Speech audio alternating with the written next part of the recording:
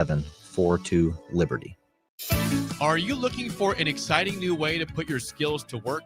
Explore new career options in the fintech industry at Currency, a Sandhills Global company.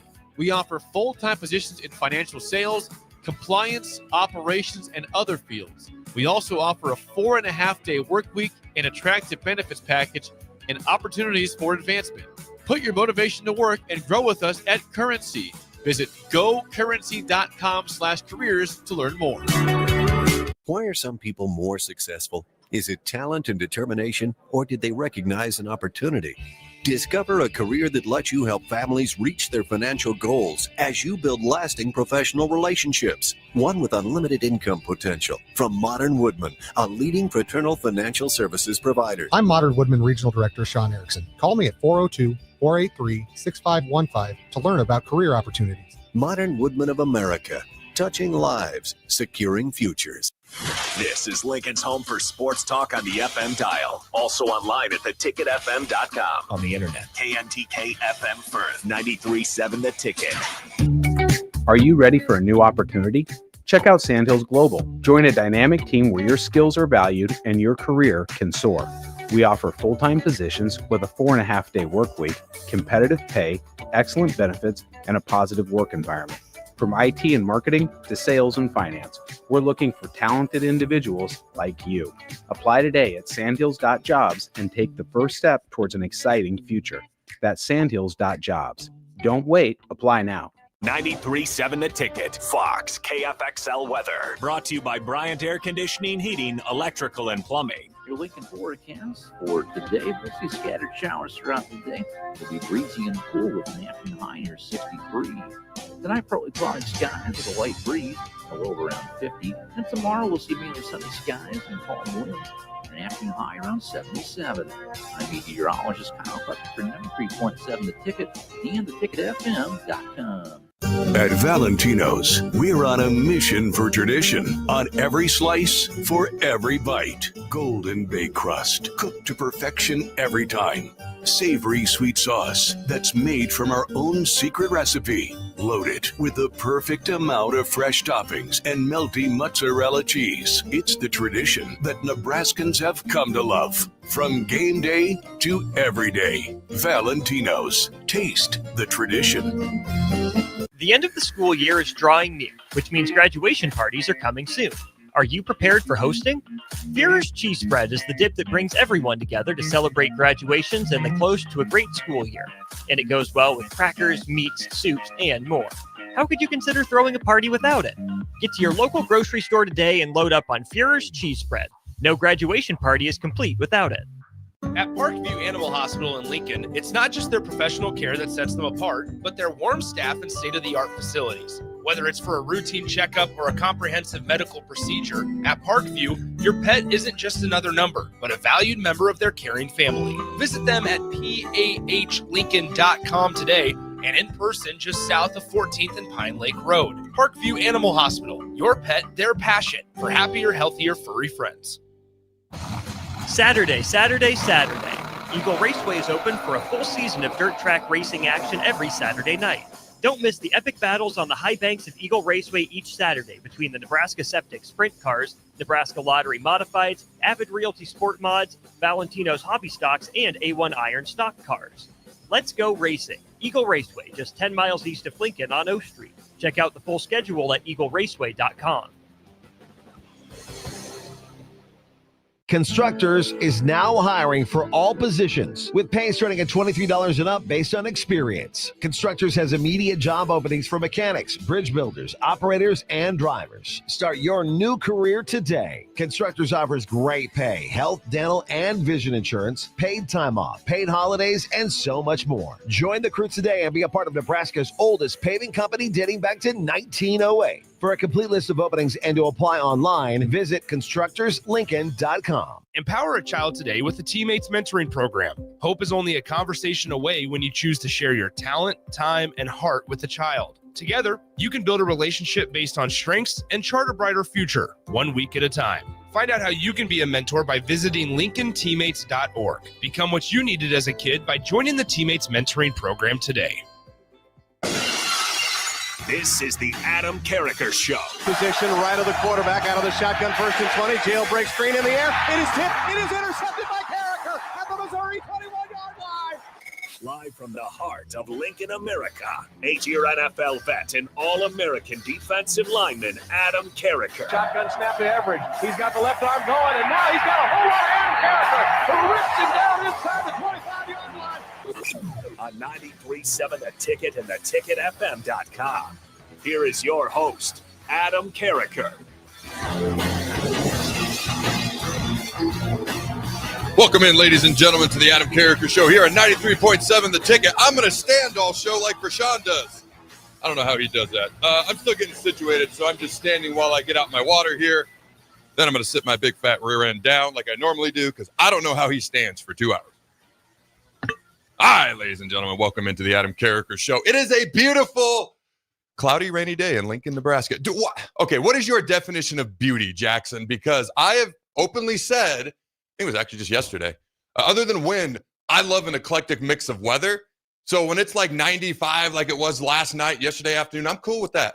Still not the biggest fan of humidity, but it comes and goes. Things are greener because of the liquidity, the humidity, so to speak, in the air.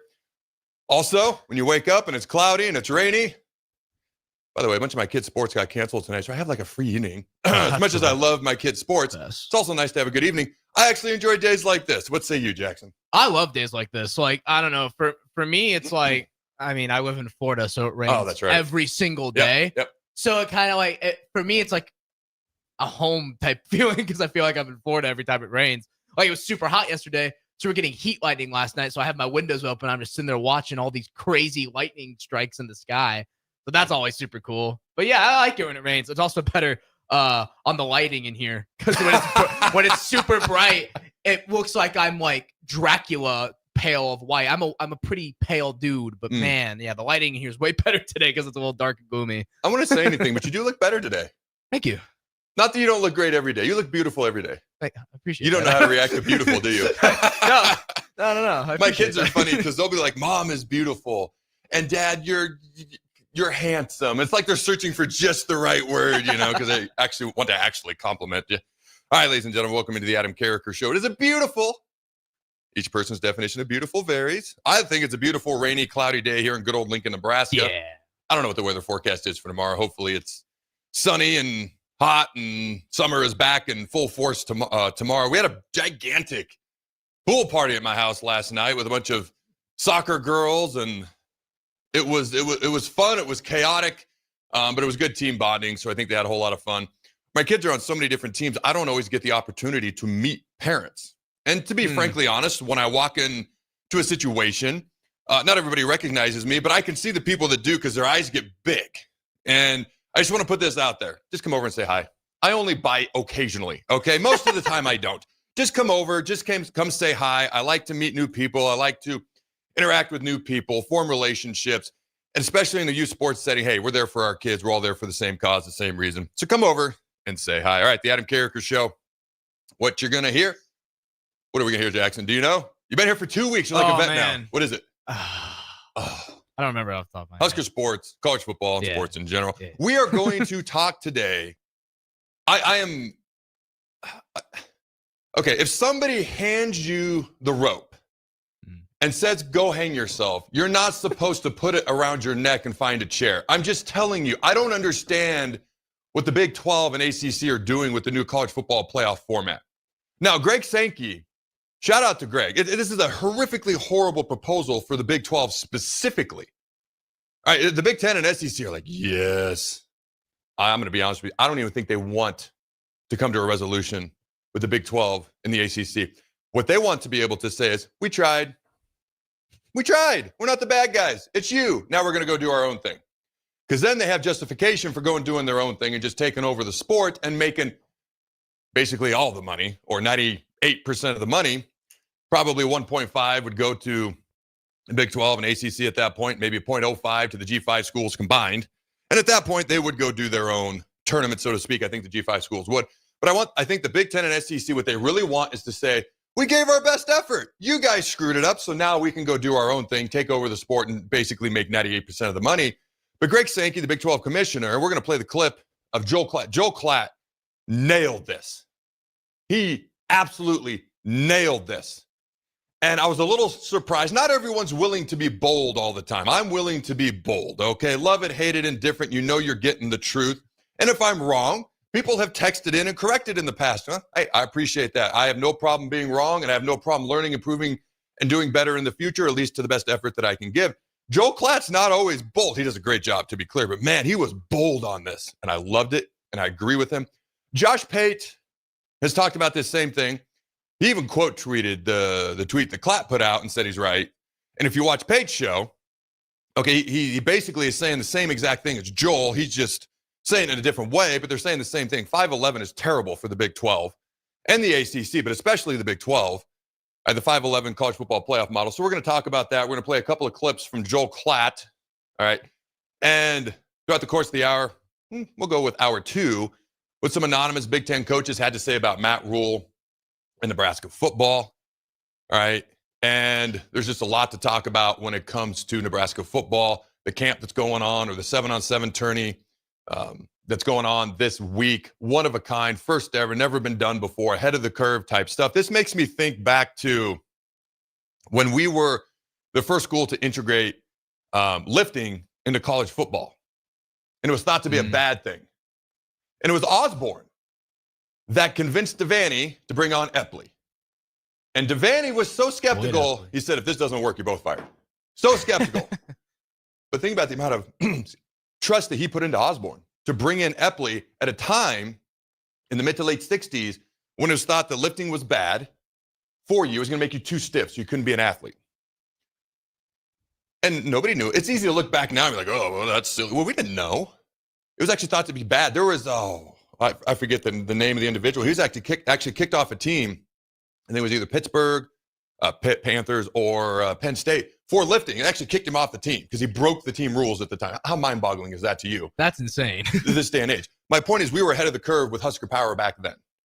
You look at that 70 and 71 team, and you think about the workouts and the lifting and what they were doing that nobody else in the country was doing. You don't think that made a difference in those 2 national championships and arguably one of the greatest teams of all time in 71?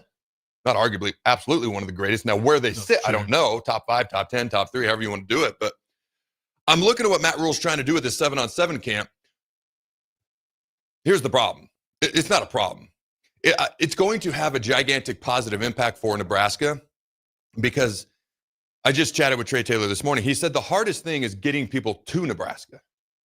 People kind of had this outside perception of Nebraska. I'm just going to be honest. It's cornfield after cornfield after cornfield after cornfield. I've been told that like a million times. Oh, yeah. But when they come here, they don't want to leave. So Trey's like, getting them here is the hard part. Once you get them here and they see the facilities and they get to meet the coaches and they see the fans and they see everything, the training table, the weight room and everything, they're like, oh, I hadn't really given this place a chance. This place is pretty awesome. So what Matt Rhule is doing is ahead of the curve. I hope I'm wrong, but I don't think it'll have the same impact as lifting did back then because other schools are going to copy it much quicker than other schools copied our lifting format. It took them years. I mean, you looked at 94. We still had the Husker power advantage in that Orange Bowl versus Miami. So it took them, I mean, schools were lifting by then, but they weren't lifting like Nebraska was for 2 decades. I don't think it's going to take 2 decades if this works for Matt Rhule for other schools to say, hey, we're going to do that too. So I love it. We're ahead of the curve. He's doing innovative things. That's what you have to do here at Nebraska. Hopefully other schools overlook it. I don't think they're going to, especially if it's a big success. So we're going to talk about that. We're going to talk about anonymous Big Ten coaches, what they have to say about Matt Rhule, Nebraska football, and the like. All right. Again, what you're going to get, unique insight, unbridled honesty. Producer Jackson and I until Friday? Wednesday, the 5th. Whatever day the 5th is. I think that's Thursday. Yeah. I think one of those days. Whenever Jake comes back. I have this revolutionary idea of I'll look at the calendar. So this is our last show together, my friend. I'm just realizing that. Oh, yeah. You know, I don't feel like working on Wednesdays. No. And then Jake is back on Thursday. It's our last show together, my friend. Are you going to shed a tear tonight? I might shed a tear. All right. I won't, but I will think of you often. No, producer Jackson and I are going to have a whole lot of fun one last time. Unique insight of bridled honesty, and producer Jackson and I will have a whole lot of fun in the process. All right, so the 5-16 model.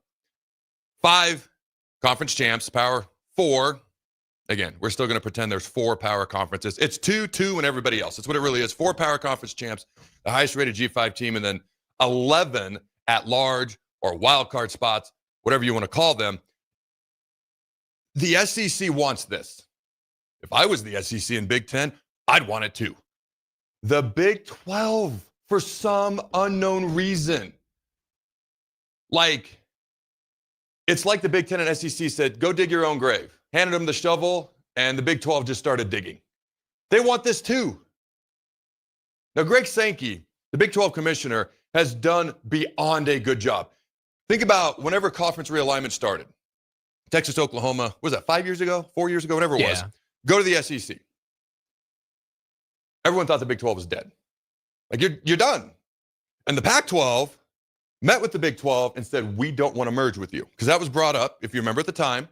And basically, what the Pac-12 was doing was waiting for the Big 12 to die, and then they were going to take the schools.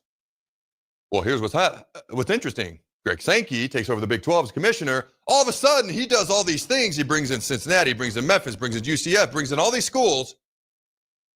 And now the Pac-12 is nowhere to be found. I guess they're trying to come back. They're the Pac-7 or whatever they are, I guess. I don't even know if that's official. Who's even in it anymore? I've talked about it in the past. I don't care enough to go into it again, to be honest with you. I'm like, I don't even know a lot. I thought it's just dead pretty much. Like the Pac-12 used to be a Power 5 conference back when the conferences were more evenly dispersed and you could say Power 5. Now they're like the Mountain West little brother. Yeah. Is really what they are. Oh, no, yeah. We'll talk about whatever the Pac-2, 7, whatever it is at some point later in the day. Basically, it doesn't exist in any way, shape, or form like it used to. The Big 12 does. And I've said a million times, there's a decent chance the ACC may eventually go away. Now, it's going to happen, if it happens, no sooner than 2031 due to all these contract TV deals, et cetera, et cetera. But I don't think the Big 12 is ever going anywhere because of what they've done. Now, I don't think they're ever going to be at the level of the Big 10 or the SEC. And they'll probably never have the amount of playoff teams in to the 14 or 16 team playoff that seems to be coming potentially as the ACC, simply because they don't have the top end teams like Clemson, Florida State, etc. All right. So we're going to play this clip from Joel because Greg Sankey, as good of a job as he's done, he wants the 5-11 model, 5 conference champs getting in and then 11 wild cards. And he thinks somehow that's better for the Big 12.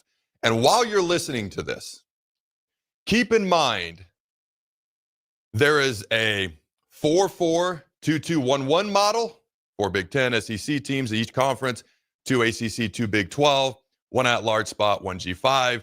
And there's also a 4-4-2-2-1-3 where it's all the exact same, but instead of 1 at-large, there'd be 3 at the end, which I don't like because now you're putting in teams that lost play-in games. So I don't like that per se. All right. But they'd be guaranteed 2 spots under this model. And while he's talking and listening to this, you look at 2024, if they did the 5-11 college football playoff model, they would have gotten 1 Big 12 team in. 2023, same model, go back and look at the rankings, 1 Big 12 team in. Go ahead and roll that Joel Clark clip. He said, in talking to our ADs, we want to earn it on the field. He said the 5-11 might not be ideal for the conference, but it's good for college football, and it's what's fair. He would go on to say the 5-11 might not be ideal, like he said, and he says, we don't want any gimmies. We want to earn it on the field. That was the direction of the key stakeholder group, the ADs and the coaches, and I feel very comfortable with that. I feel the same way, and I've been very outspoken about it. So that was the comment from Brett Yormark about the 5-11 model, which I like. It doesn't make any sense.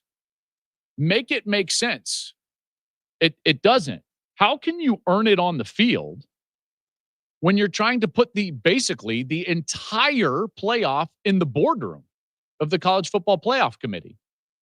Because actually what the 5-11 model does is hurt the sport.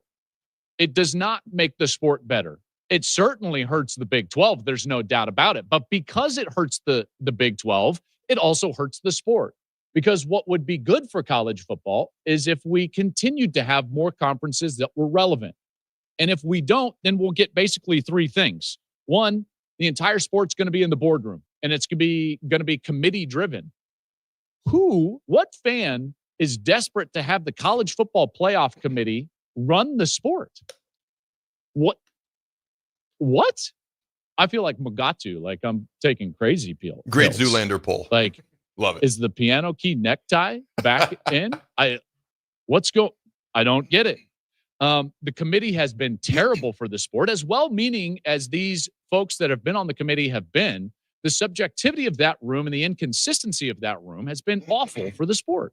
We're going to lose non-conference games like we've continued to lose during the course of the year. Why? Because it's better just to have an easier schedule and have a better win-loss record because of the boardroom, right? So in no way is this earning it on the field. In fact, it shocks me that would be the argument to have an 11 at-large model with the 11 basically picks from the committee. I don't understand that at all. You lose out on the play-in weekend like you would have in the model that I talked about last week, and you would have a massive amount, even more so than what we already experience, a massive amount of politicking and propaganda. And he said in talking to our AD. All right. So after listening to that clip again, and I heard it like two, 3 times yesterday, I didn't even have this down in my notes. I actually like these playing games that are talked about in the 4-4-2-2-1 model or 4-4-2-2-1-3. I hate the 3 at large because you're going to have all these teams that lost playing games that still get in, so playing games mean nothing. So I like the 14-team playoff. Also, the top 2 seeds would get a bye, so the Big Ten SEC could have their championship games, and those games actually mean something. I don't really value a 1 versus 16, 2 versus 15 without. Because they probably, if they go to 16-team playoff, they may get rid of the Big Ten SEC championship game. Well, those games are more exciting with something on the line, first round bye, as long as it's 1 week off and not 49. Okay. And being the top seed versus, in a big place of Big Ten SEC championship game, we get a 1-16 and a 2-15 matchup. Zippity-doo-dah, in my opinion. But he pointed out we don't get the playing games. Or we do get playing games, and then they really mean nothing. But I think we don't get the playing games. There's no, like, if they mean nothing, then why would you put them in? It doesn't make any sense. I actually like the playing games now that this has been proposed. Yeah. No, yeah, for sure. Like, the playing games actually sound great compared to this. So people could argue, Adam, you get rid of the playing games, that it values the regular season more. That's what you want, Adam. Well, here's the other problem I have with getting rid of the playing games, because I've never understood. In 2020, we did this. And Austin and I talked about it, I think, last week. In 2020, with the divisions that they had at the time, obviously we don't have divisions, but on championship weekend, the Big Ten West number 2 played the Big Ten East number 2, 3, 4, all down. We haven't done that since. By the way, why didn't we continue that? But all these teams are sitting at home on their rear ends eating Mama Christmas cookies while championship games are being played. Why isn't everybody playing on that weekend? That's another reason I like the playing games. For me, anyways. All right. Dude, I got a lot of notes on this. I ain't getting this in about 5 minutes. Here's what we're going to do. We're going to go to break. All right, this is going to be the discussion pretty much this first hour. I've mentioned in the past, college football was my favorite sport as a kid growing up. I was enamored by trying to find a way to keep college football unique, special, one-of-one, yet a better way of finding a true national champion. And this is going to affect our sport in so many ways, the college football sport. So I got lots of thoughts on this first hour. Then we'll go to Nebraska football talk in hour 2. And I got a bunch of random off-the-wall stats as well from baseball and other things too that I think are kind of cool. Hopefully people find interesting. All right, but we're going to take a break. But I want to throw it to the folks out there that are listening. All right, the 5-11 model. First off, does it make sense? Or you've had so many different college football playoff options thrown at you at this point. Is it all just mayhem and craziness and it's confusing? Does it make sense? Number 2, do you like it? Yes or no? Let us know. What's that number there, Jackson? 402-464-5685. All right, don't go anywhere. We'll be right back.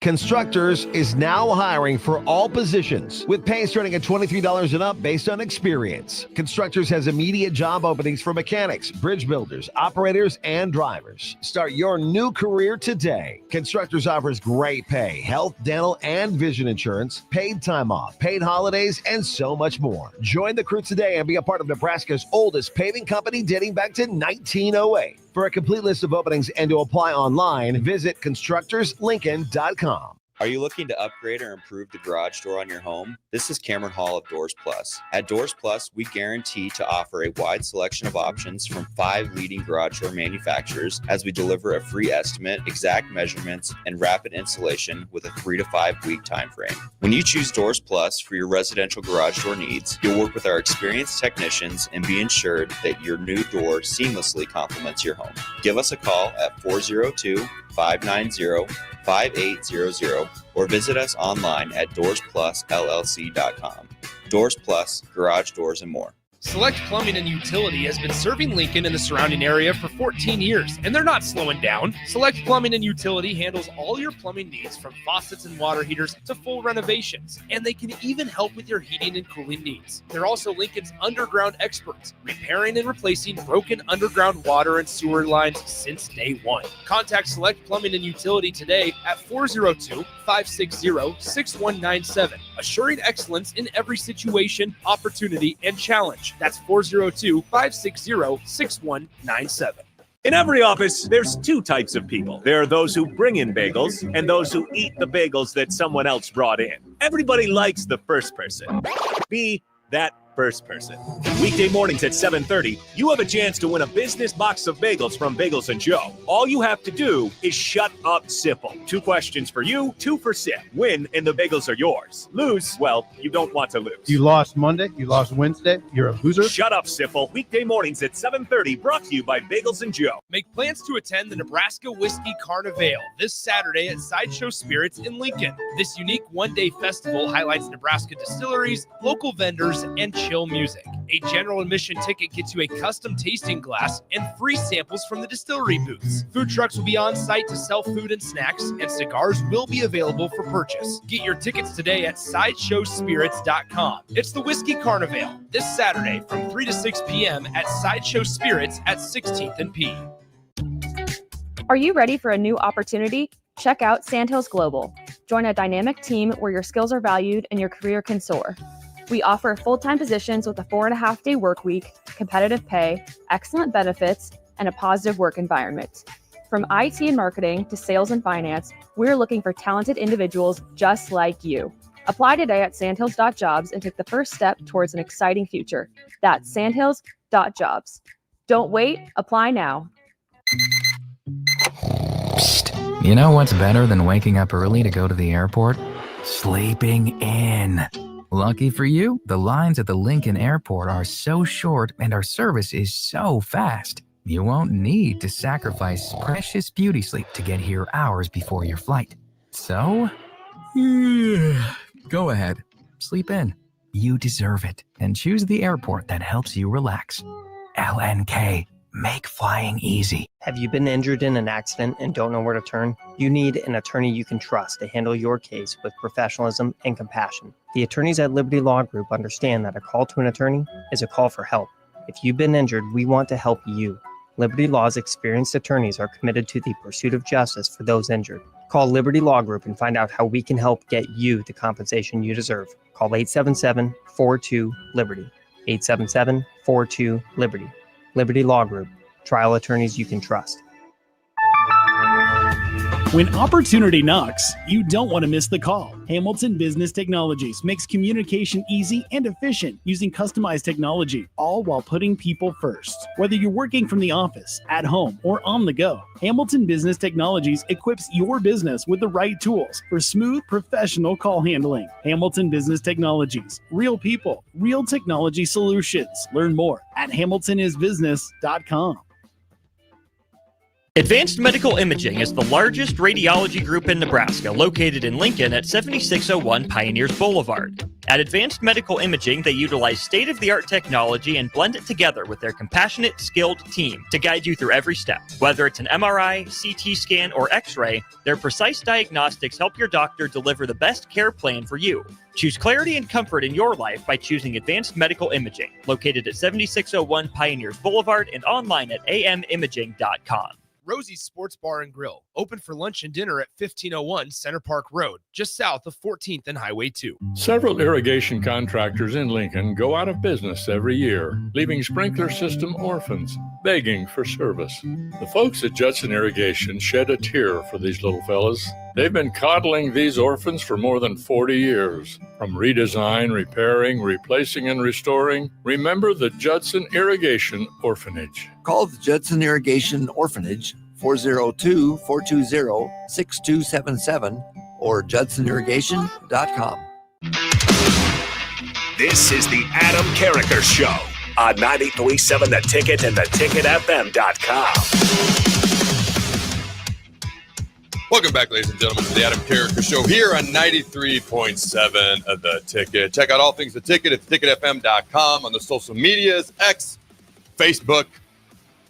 Let's see where else. YouTube, pretty much every freaking where. YouTube, Amazon Prime, anywhere you get your podcast platforms, Television, or just simply turn your radio dial to 93.7. All right, we're discussing the horrifically horrible 5-11 playoff model that my theory is the Big Ten and SEC don't really want to figure this out. They want to get through 2026, and in 2027, like I said earlier, they want to say, we tried, we gave it our best shot, you people screwed it up, we're out, and we're going to go do our own playoff. So I think in 2027, this may all be a moot point. They're going to go to the AFC, NFC model. They're going to try, and again, I don't know if they can try to go after Clemson. Yeah, they can. But realistically, will Clemson and Florida State, which I've been told a lot of these people are actually not that interested in the two major conferences, which does surprise me. I still find that hard to believe. All right. But do they add anybody else? Do they not? They probably don't care, and they probably just go to this AFC, NFC model that I've discussed a million times previously on the show, much like the NFL, except it'd be SEC, Big Ten. And then they have probably divisions within these two conferences, the SEC and Big Ten, much like the AFC, NFC conference. I think that's what they really want to do. The question is it put off to 2031, or they just say, yeah, we're done trying. You screwed it up. We're starting in 2027, and we'll add teams as we go along. We'll see what happens. I think that's what they really want to do. Like, if I was them and I didn't really want to figure it out, I'd throw out the most absurd ideas I could and see if the Big 12 and ACC are desperate enough to agree, like a 5-11 model would be an absurd idea for the Big 12 ACC, and see if they're desperate enough, silly enough to agree. If they do, great. If they don't, we tried. You screwed it up, we're out. We're going to go do our own thing. I tell you what, and I got more thoughts on this 5-11-16 team model, mostly because Greg Sankey wants it. And his conference is the one that would suffer the most. And his idea of it may not be the best thing for our conference. Well, your conference is all you care about. We know that because the Big 10 and SEC commissioners only care about their conferences because that's what their job is. One of the texters, we had people text in, one of them said Joel Klatt for commissioner of college football. Yeah, old that 34. Joel Klatt for commissioner of college football. First of all, there's no commissioner. So there's no overarching person and or body looking over college football and caring about the best interests. So everyone just cares about their own conference. That's the way it is. It is what it is. If I'm a commissioner of the Big 10, the SEC, the Big 12, who I answer to is the ADs and presidents of the schools within my conference. That's all I care about. And making the most amount of money I can for them, which is why college football is the way that it is. By the way, Joel Klatt would be a great number 2 to me when I run for college football commissioner and I win. Be a great assistant. Hey. Josh Pate could be our towel boy if he wants. Dude, if he was here, he'd go off. He's a WWE guy, by the way, too. So, I don't think I knew that. Yeah, he is. He doesn't talk about it as much. But this 5-11 model, and the reason I'm talking about it so much is because it's catching traction. The SEC wants it. Shocker. The Big 12 wants it. Genuinely shocked. Like, you heard Joel. He's like, what? He pulled out his Zoolander Mugatu reference. And I told Jackson during the break, Zoolander is one of my favorite movies of all time. I haven't watched it probably in over a decade. And at first I was like, Mugatu, piano tie. Like, I did not get it till about the third time I listened to that clip. And I was like, Zoolander. Like, he pulled out a Zoolander reference. He's so kerfunkled in his brain trying to figure out what Sankey's thinking about. So Sankey's like, it's the best for college football, but not for our own conference. First of all, first of all, I don't think he genuinely cares about what's best for college football because it's not his job. It's not an indictment on him. You're focused on your job. All right. Second of all, if it's bad for the Big 12, it's bad for college football because we need more conferences with more relevancy. Now, you got to keep in mind, I've got my college football hat on right now, not my Nebraska hat. If I've got my Nebraska hat on, I'm looking at this completely different. I hope the Big 12 struggles. I wish nobody harm, but I wish they struggle. I hope the ACC struggles, and I hope all the power goes to the Big 10 and SEC. That's my Nebraska hat because we're in the Big 10. as hard as it is for me to do, I'm taking my Nebraska hat on, I'm putting my college football fan hat on, and I'm talking from what I believe is best for the perspective of college football. All right. If the 5-11 model, this thing's starting to catch traction, real traction. And I'm stunned that the Big 12 seems to be on board with this. I do know there's real issues right now between the Big 12 ACC commissioner and the Big 10 SEC commissioners. There's real issue. They're really not agreeing, really not on the same page. And I secretly think the Big 10 and SEC commissioners are happy, and Big 12 ACC guys are probably mad and freaking out all at the same time because they'd be left in the dust. If you don't believe me, look at what happened to Washington State, Oregon State. They used to be Power 5 schools. Now they are considered G5 schools. All right. In a 5-11 model, had it happened last year, the SEC would have had six teams in the playoff. Just think about that. And I think that would be low for most years going forward. The Big 10 would have had 4. The ACC would have had 3. And then you would have had Notre Dame, Boise State, and the Big 12 would have gotten 1 team in the playoffs. And as I mentioned, in 2023, it would have been very, very similar. Now, if you go back over time, which I did, teams per conference, based on the current alignment of where teams currently are, that would have qualified for the past 11 college football playoffs if only top 16 seeded teams received bids. On average, per year, the Big 10 would have had 5 teams. On average, per year, the SEC would have had 5 teams. On average, per year, the Big 12 and ACC would have had 2 apiece. All right, Notre Dame appeared in 8 of these, and the group of 6 would have had, well, group of 5 would have had 1 team in each playoff.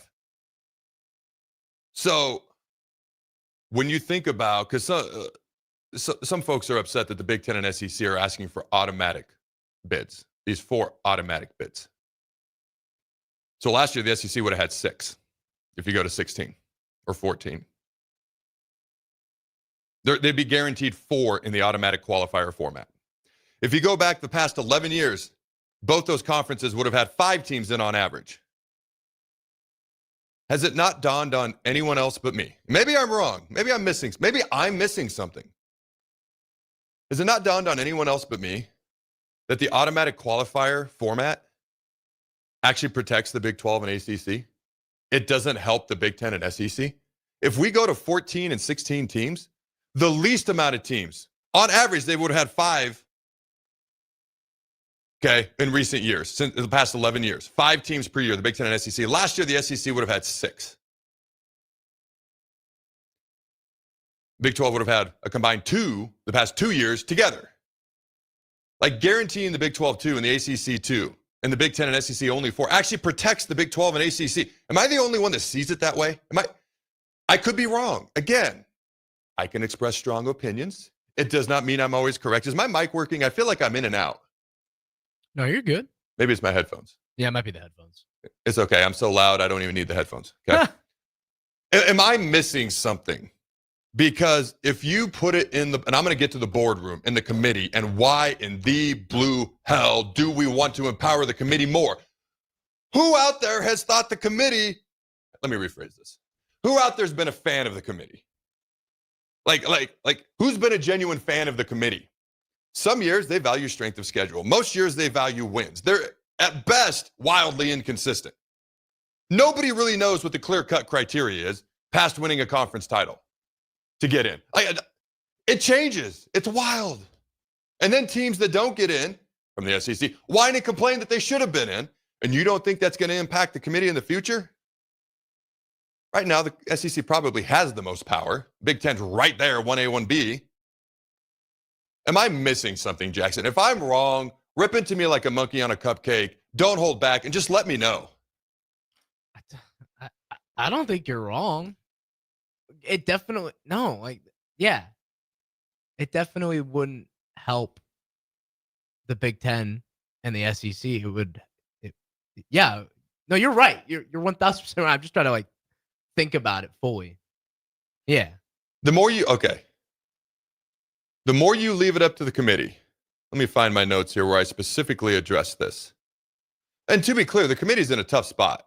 No matter what you do, you're going to make somebody mad, somebody happy, somebody mad. Their job isn't easy. I think what frustrates me is the inconsistency. Like Troy Dannon's on the College Football Playoff Committee now. That's a heck of an honor. The first thing I thought beyond it's an honor is, hey, you're going to have arrows and everything under God's hot sun coming your way this year. It's part of that honor. Unfortunately, it's part of the reputation of the committee right now. No matter what happens, somebody's going to be unhappy. And I'm sure Dannon will do a good job, but he's a part of that now. So I wish him the best of luck is all I'm getting at. All right. No, yeah. And we'll probably play the clip maybe at the beginning of the third segment before we put a bow on this before hour 2. Did you see the SEC? I wrote stupid. Did you see I'm reading my notes now. Did you see the SEC stupid propaganda model where they talked about how their 8-game conference schedule is somehow harder than a 9-game Big Ten conference schedule? All right. Let me see what I got here. Also, am I the only one who thought about the fact that the 5-11 model, there won't be the play-in games? I already talked about that. But Joel talked about this. What we have learned so far is the committee has told us winning more games matters more than playing good teams in your non-conference. That's why USC and Notre Dame might go away. Also, you've got these extra playoff games in order to win a national title. So Nebraska cancels with Tennessee because they look at what Michigan and Ohio State did winning national titles they went to a bakery for their non-conference schedule as a bunch of cupcakes. So I didn't blame Nebraska. I said at the time, I don't blame Nebraska. Why would you not do this? You got to do what's best for your team. The committee has shown you they don't really care about strength of schedule. They don't really care about 8 conference games versus 9.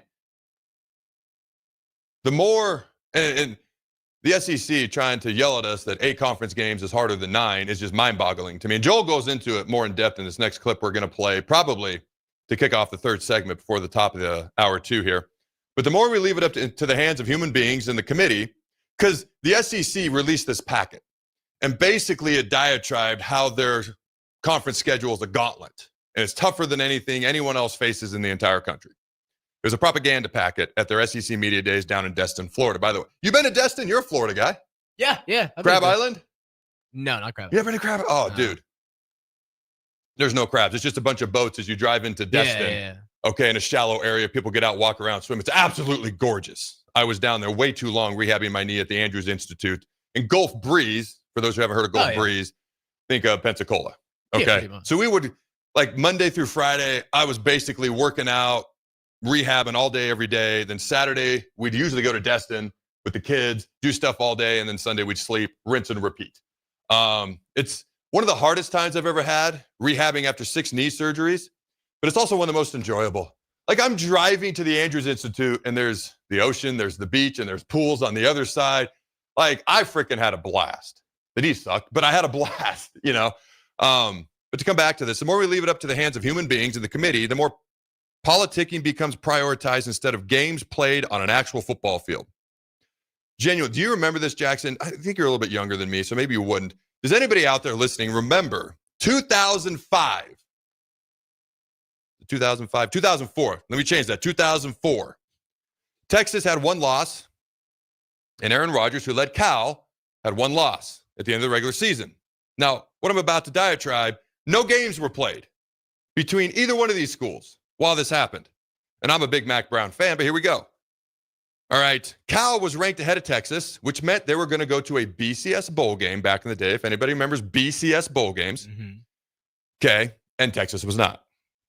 Mac Brown, love the guy, went on national TV and basically whined that they were ranked behind Cal. No games were played for Cal or Texas during this time. The following poll came out that Sunday. Texas was now ranked ahead of Cal. Texas went to the Rose Bowl. Cal went to the Holiday Bowl. Like, that is what we're going to get. That is what we're going to get. Politicking. We're going to get human bias.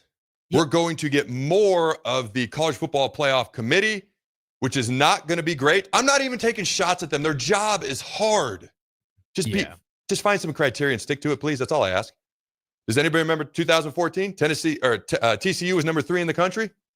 Oh. A week later, That's a good way to put that.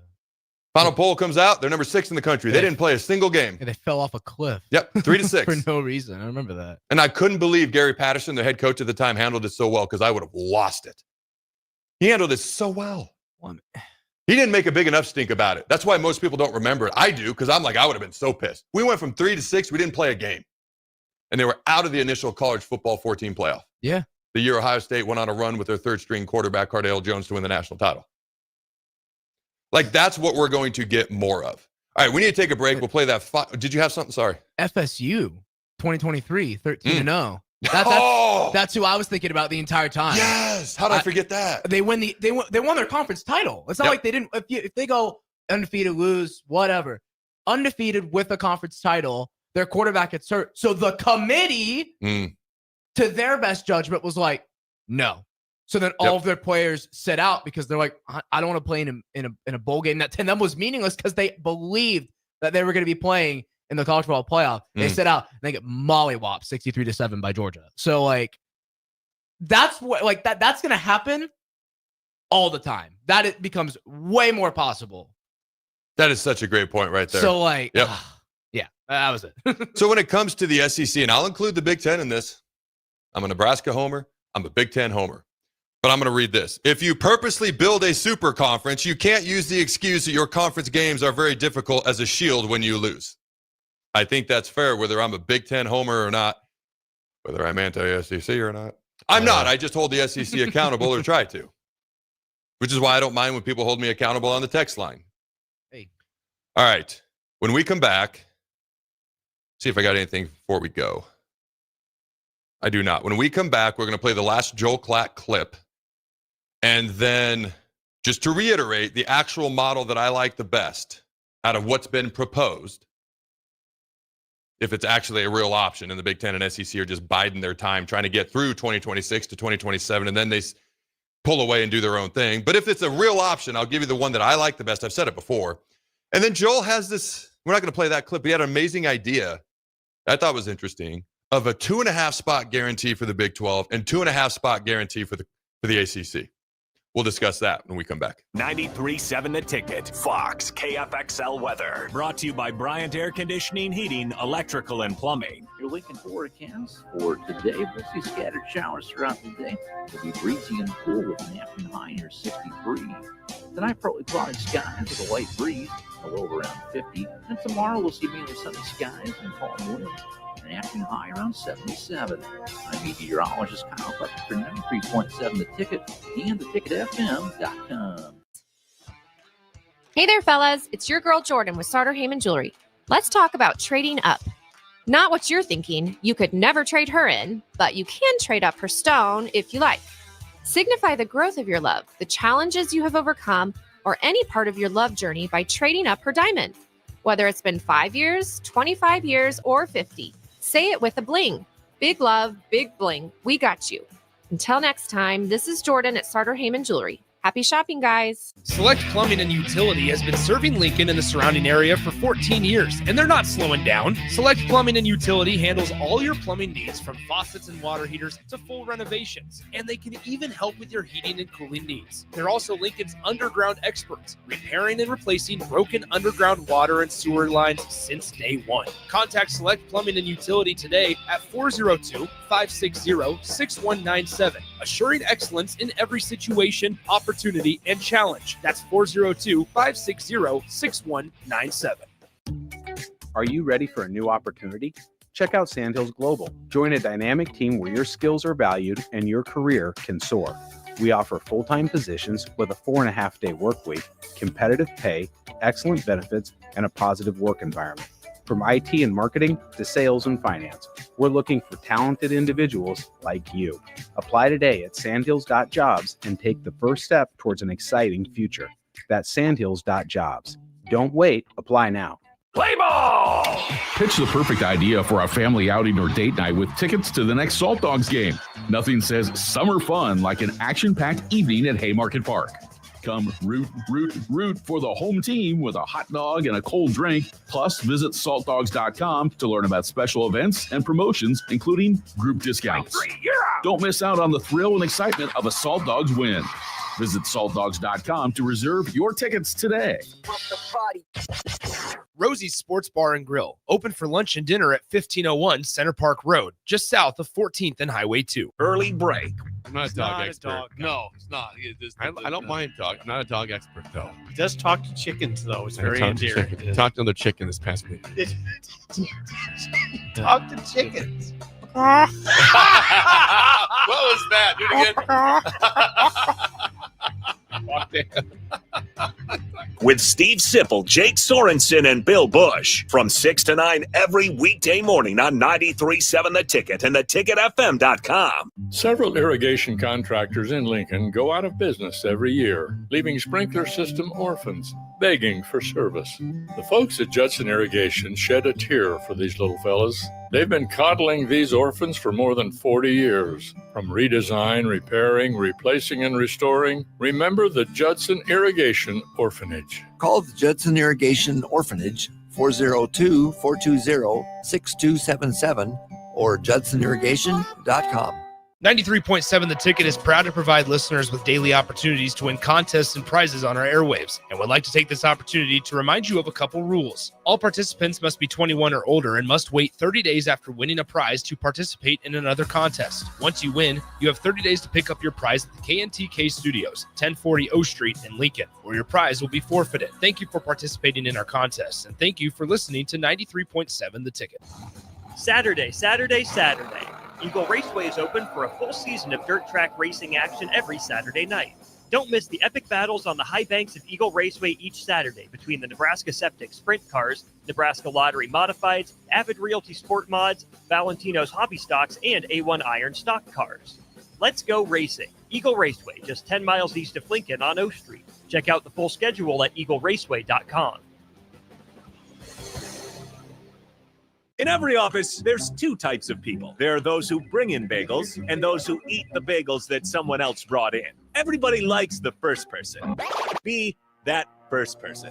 Weekday mornings at 7:30, you have a chance to win a business box of bagels from Bagels & Joe. All you have to do is shut up, Sipple. 2 questions for you, 2 for Sip. Win, and the bagels are yours. Lose, well, you don't want to lose. You lost Monday. You lost Wednesday. You're a loser. Shut up, Sipple. Weekday mornings at 7:30, brought to you by Bagels & Joe.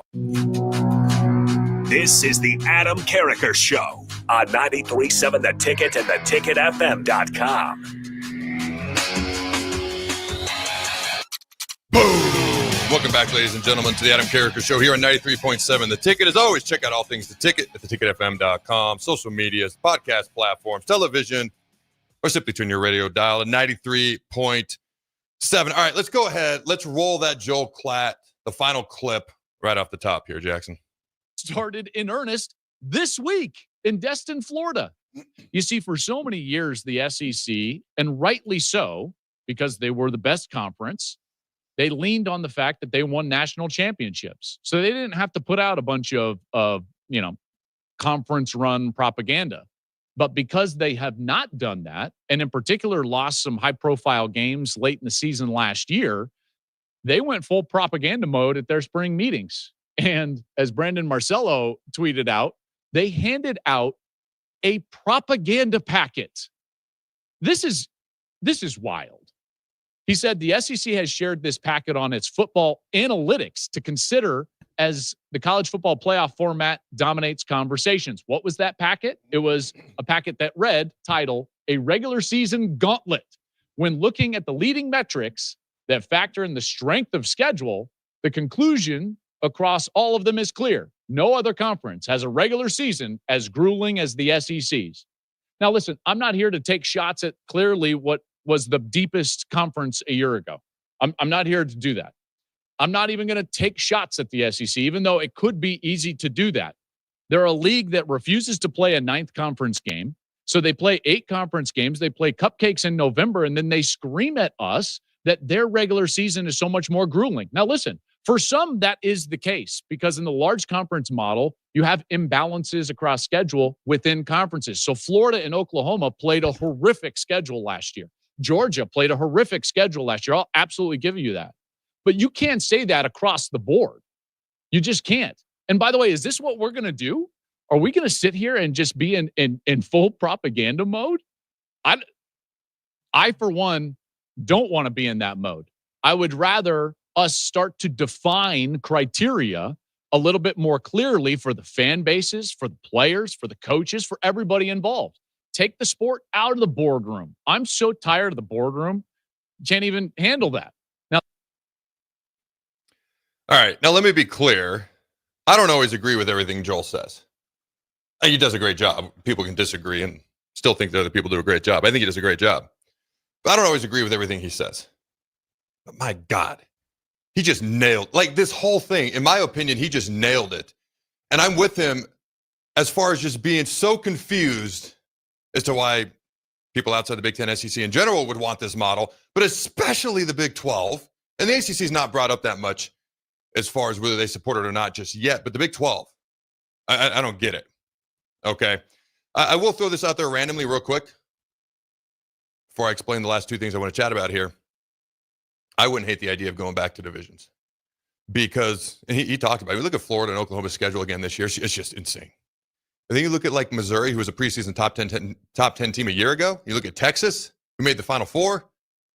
Not exactly the toughest schedules in the world. Texas really played Georgia and I guess A&M at the end, but that was really about it. Florida basically played like an NFL schedule, and I've made that joke a million times, but it still rings true. And they're going to do it again this year. And Oklahoma's SEC specific schedule might actually be tougher than Florida's. Florida's got some out of conference like Miami and Florida State that they kind of did to themselves a little bit. But I wouldn't hate going back to divisions. It was just when divisions are so lopsided, like the Big Ten East and West were for a long time, I think that's why people were like, let's get rid of the divisions. I was always just kind of the mindset, just who cares about geography? Because nobody does anymore. Let's just make them competitively balanced, but keep divisions, because then everybody's playing the same teams and you don't have these imbalances in conference schedule. That's neither here nor there. It's not a big, gigantic deal. It's just something I thought I'd throw out there. Now, I'll come back to the 2.5 model, the Joel, and we're not going to play that clip. I wrote it down. I got it. I don't love it. Don't hate it. Just thought I hadn't heard it before, so I throw it out there for folks. But here's the exact model, once again, that I prefer based on what's been proposed. Now, I will tell you right now, if I could just have the keys to the college football kingdom and start from scratch and do it exactly the way I want, it wouldn't be this. Because the Big Ten and SEC, again, taking my Nebraska hat off and put my college football priority hat on, the Big Ten and SEC would not wield all the power.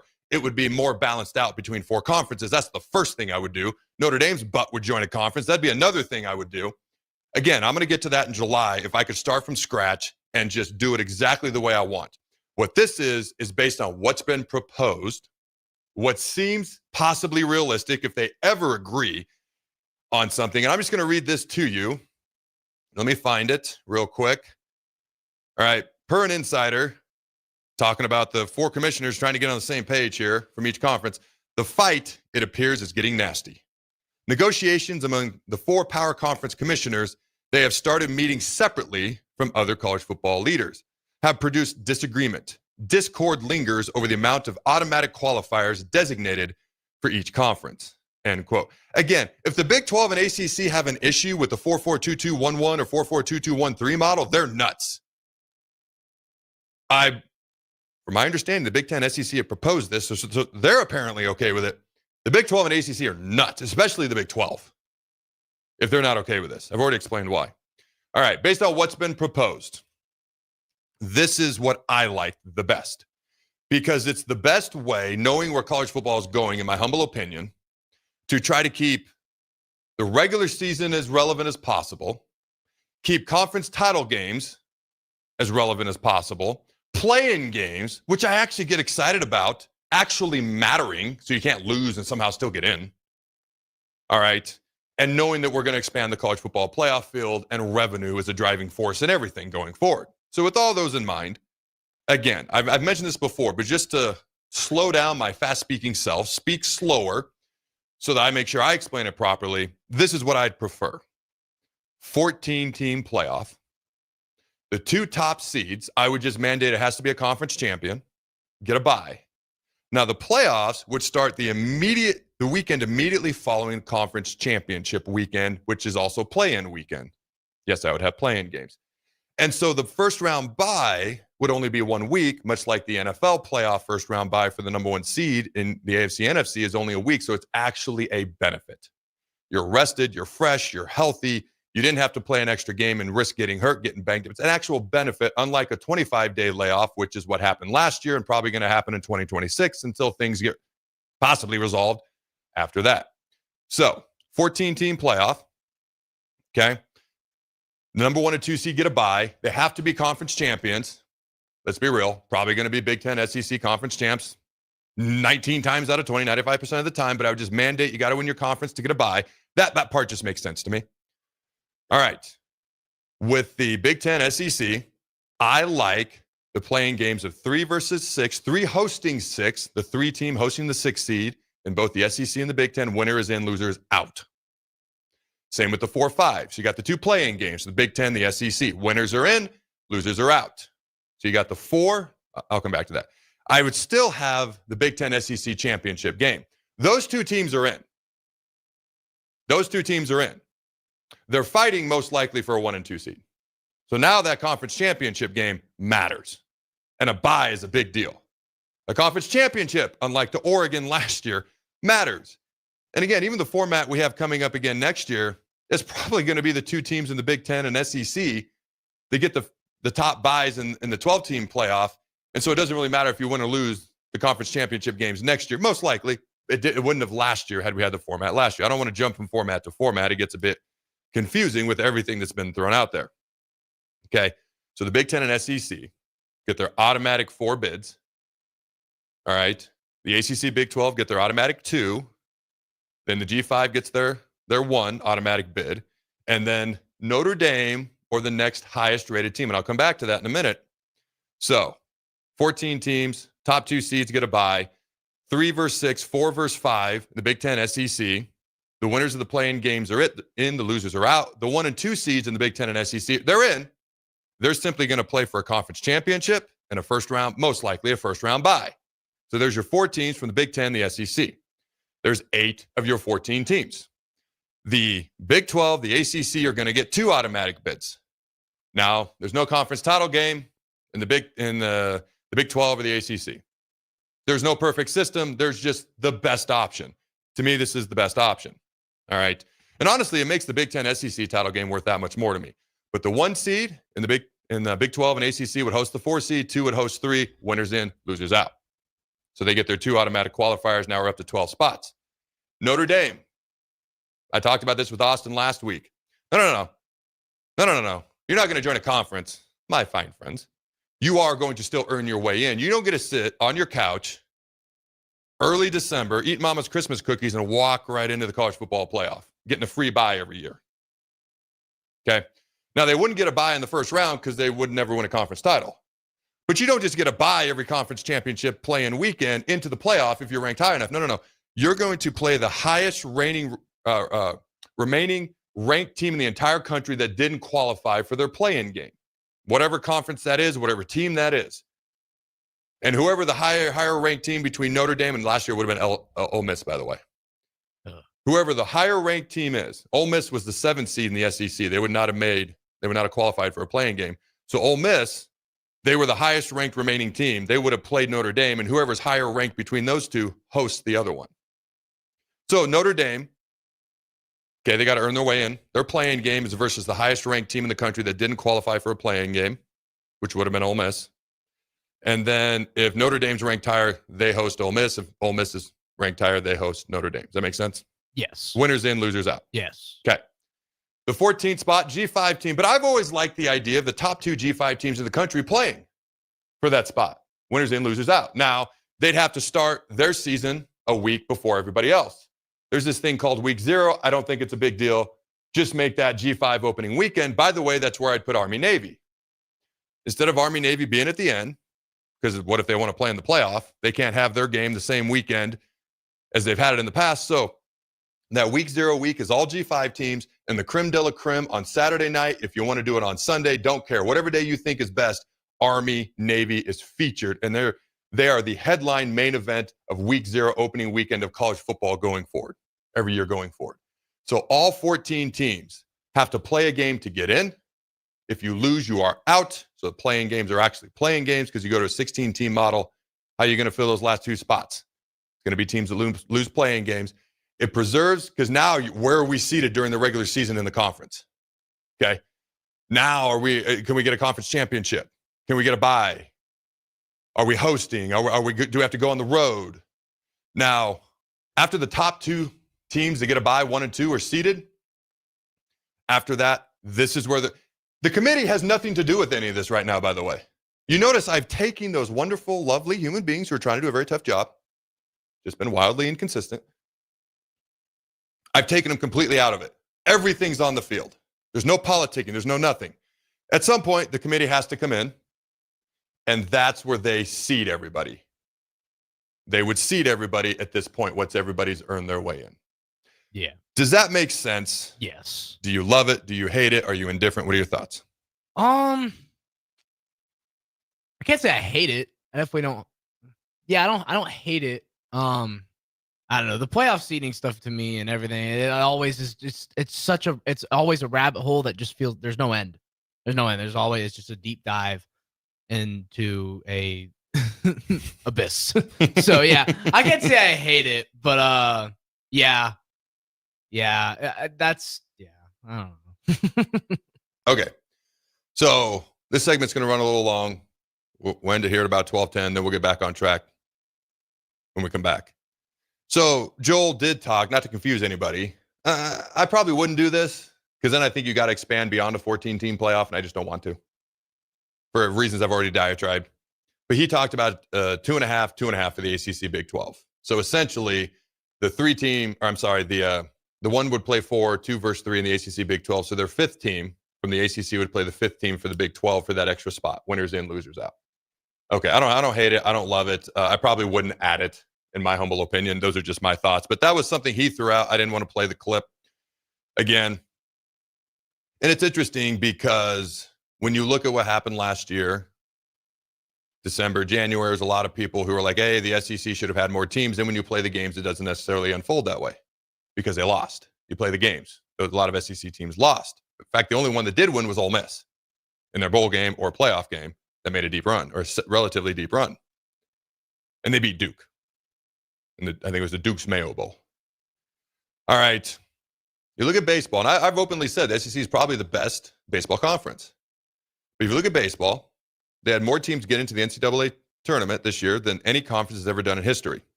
Their top 2 teams have already been eliminated. I talked about that yesterday. Okay.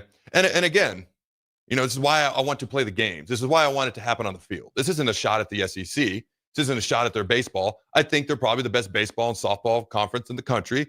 It'd be hard-pressed to have a counter argument, legitimately, in my humble opinion. But, by the way, do you know Texas put Omaha inside their cleats and they didn't even make it to a super regional? I saw this, yeah. University of Texas at Omaha. Yeah. You get eliminated. That was rough. All right. By the way, randomly, both of the top 2 seeds fall in regionals in baseball. This is only the second time this has happened since 1999. The other time was 2014. It's been a wild postseason in college baseball. All right. But when you look at this, 9 of the 13 teams from the SEC that qualified in, they're good baseball teams. This is why you play the frickin' games. They're already out. They've also had the most amount of teams eliminated before super regionals of any conference in history as well. I'm not saying they shouldn't have been in, but this is why you play the games. This is why I want to play the games. That's all I'm saying. I don't want it decided in a boardroom. I don't want it decided through politicking, through coaches going on national television. Don't want any of that. And when everyone's fine with 1G5 squad getting in. There are some folks who think they should do their own tournament, kind of like the NIT, the not interested tournament. Okay. I'm not a fan of that personally. And here's why. Murray State beats Ole Miss and Oxford to reach its first ever super regional in baseball. The Racers became only the 10th, number 4 seed in NCAA baseball tournament history to win a regional since 1999. Cinderella Magic in June. That's Ben Stevens on X. I already talked about 9 of the 13 schools being gone in baseball. All right. Let me look at my final notes here. About to head to break. My point is we have Cinderella when you talk about the G5 schools and why I want them in. Because at some point they're going to try to boot them out and have them go do their own tournament. We get Cinderella in March. We're getting Cinderella because UTSA knocked out Texas. The Roadrunners knocked out the Longhorns. So who would imagine that? Plus Murray State, what I just talked about. We get Cinderella in baseball, but for whatever reason, people kind of don't seem to, as a whole, be a fan of Cinderella in college football. So we've never really given them an entire chance. Cincinnati got in the playoff one year. Got mollywopped by Alabama, but who hasn't? Let's be honest. I like the G5 team still getting a seat at the table. And if they get killed 60-30, 60-3, 53-3, there's undefeated Power 5 conferences with champs who've been beaten 63-3. What's the difference? If it's an 8-4 Purdue team, by the way, you have 16 teams, you're going to get a 4-loss team in who loses by 30 versus a Boise State. And then what if Boise wins? I'm more interested in Boise winning, undefeated Boise going to round 2 than I am an 8-4 Purdue. And if they both get blown out, what's the difference? At least there was a little bit of intrigue in Boise, whereas Purdue, I'm not really that intrigued at all, to be honest with you. Okay. I knew that would be lengthy. I tried to go relatively quickly. Final thought, we'll go to break. My main goals for the college football playoff: preserve the regular season, preserve meaningful games, non-conference games, increase fan engagement, stop turning fans off, increase valuable non-conference games. I just mentioned that. Minimize the inclusion of the committee until necessary. Let them do their fine job then. Make it a clear-cut path. How do we get in? How do we earn it? Make it obvious and keep more conferences as relevant as possible. That would be my goal. I don't know. If anybody has any thoughts, go ahead and text in on the text line. When we come back, all right, we'll chat about what some anonymous Big Ten coaches had to say about Nebraska football this year, expectations, good, bad, indifferent, Matt Rhule, and the like. Don't go anywhere. We'll be right back. This is Lincoln's home for sports talk on the FM dial. Also online at theticketfm.com. On the internet. KNTK FM Firth, 93.7 The Ticket. Psst. You know what's better than waking up early to go to the airport? Sleeping in.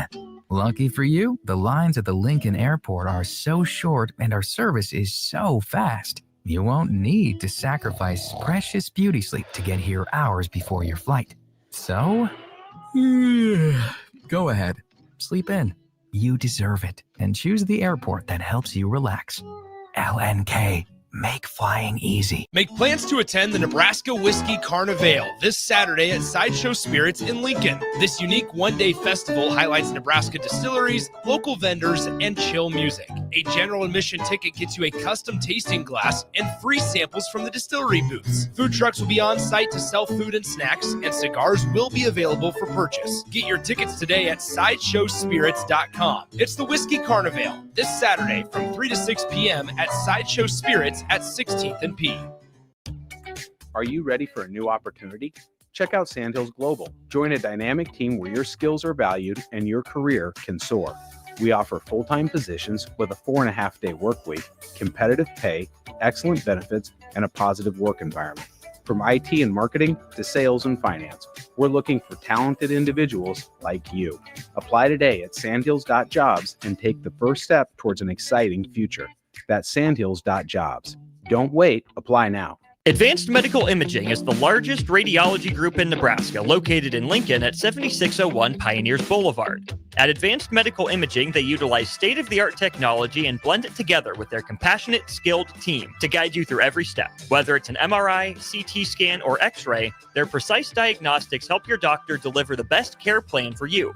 Choose clarity and comfort in your life by choosing Advanced Medical Imaging, located at 7601 Pioneers Boulevard and online at amimaging.com. When opportunity knocks, you don't want to miss the call. Hamilton Business Technologies makes communication easy and efficient using customized technology, all while putting people first. Whether you're working from the office, at home, or on the go, Hamilton Business Technologies equips your business with the right tools for smooth, professional call handling. Hamilton Business Technologies. Real people, real technology solutions. Learn more at hamiltonisbusiness.com. There are great Mexican restaurants all over town, but there is one that is especially worth the drive from any part of town. Tacos Los Hermanos at 70th and Havelock. Cool off this summer with a delicious horchata or other special drinks, and grab one of their famous taco boxes for a group of friends or coworkers to enjoy, full of birria tacos and many other options. Don't forget their great desserts like tres leches, flan, and cheesecake. Get to Tacos Los Hermanos for lunch or dinner today at 70th and Havelock in Lincoln. Several irrigation contractors in Lincoln go out of business every year, leaving sprinkler system orphans begging for service. The folks at Judson Irrigation shed a tear for these little fellas. They've been coddling these orphans for more than 40 years. From redesign, repairing, replacing, and restoring, remember the Judson Irrigation Orphanage. Call the Judson Irrigation Orphanage 402-420-6277 or judsonirrigation.com. Wall to Wall Wine and Spirits is your place in North Lincoln to go for all your needs in wine, spirits, and beer. They also have a large variety of cigars in their walk-in humidor, and they have a top-notch walk-in temperature-controlled high-end wine room. Plus, you can enjoy free samples from their tasting bar. There's only one place to go for all your needs for spirits and cigars. That's Wall to Wall Wine and Spirits on North 27th Street in Lincoln.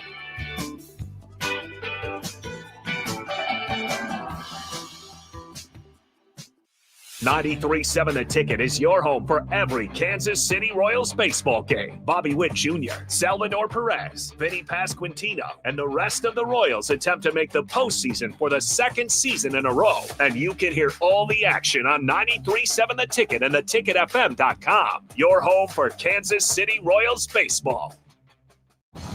Saturday. Eagle Raceway is open for a full season of dirt track racing action every Saturday night.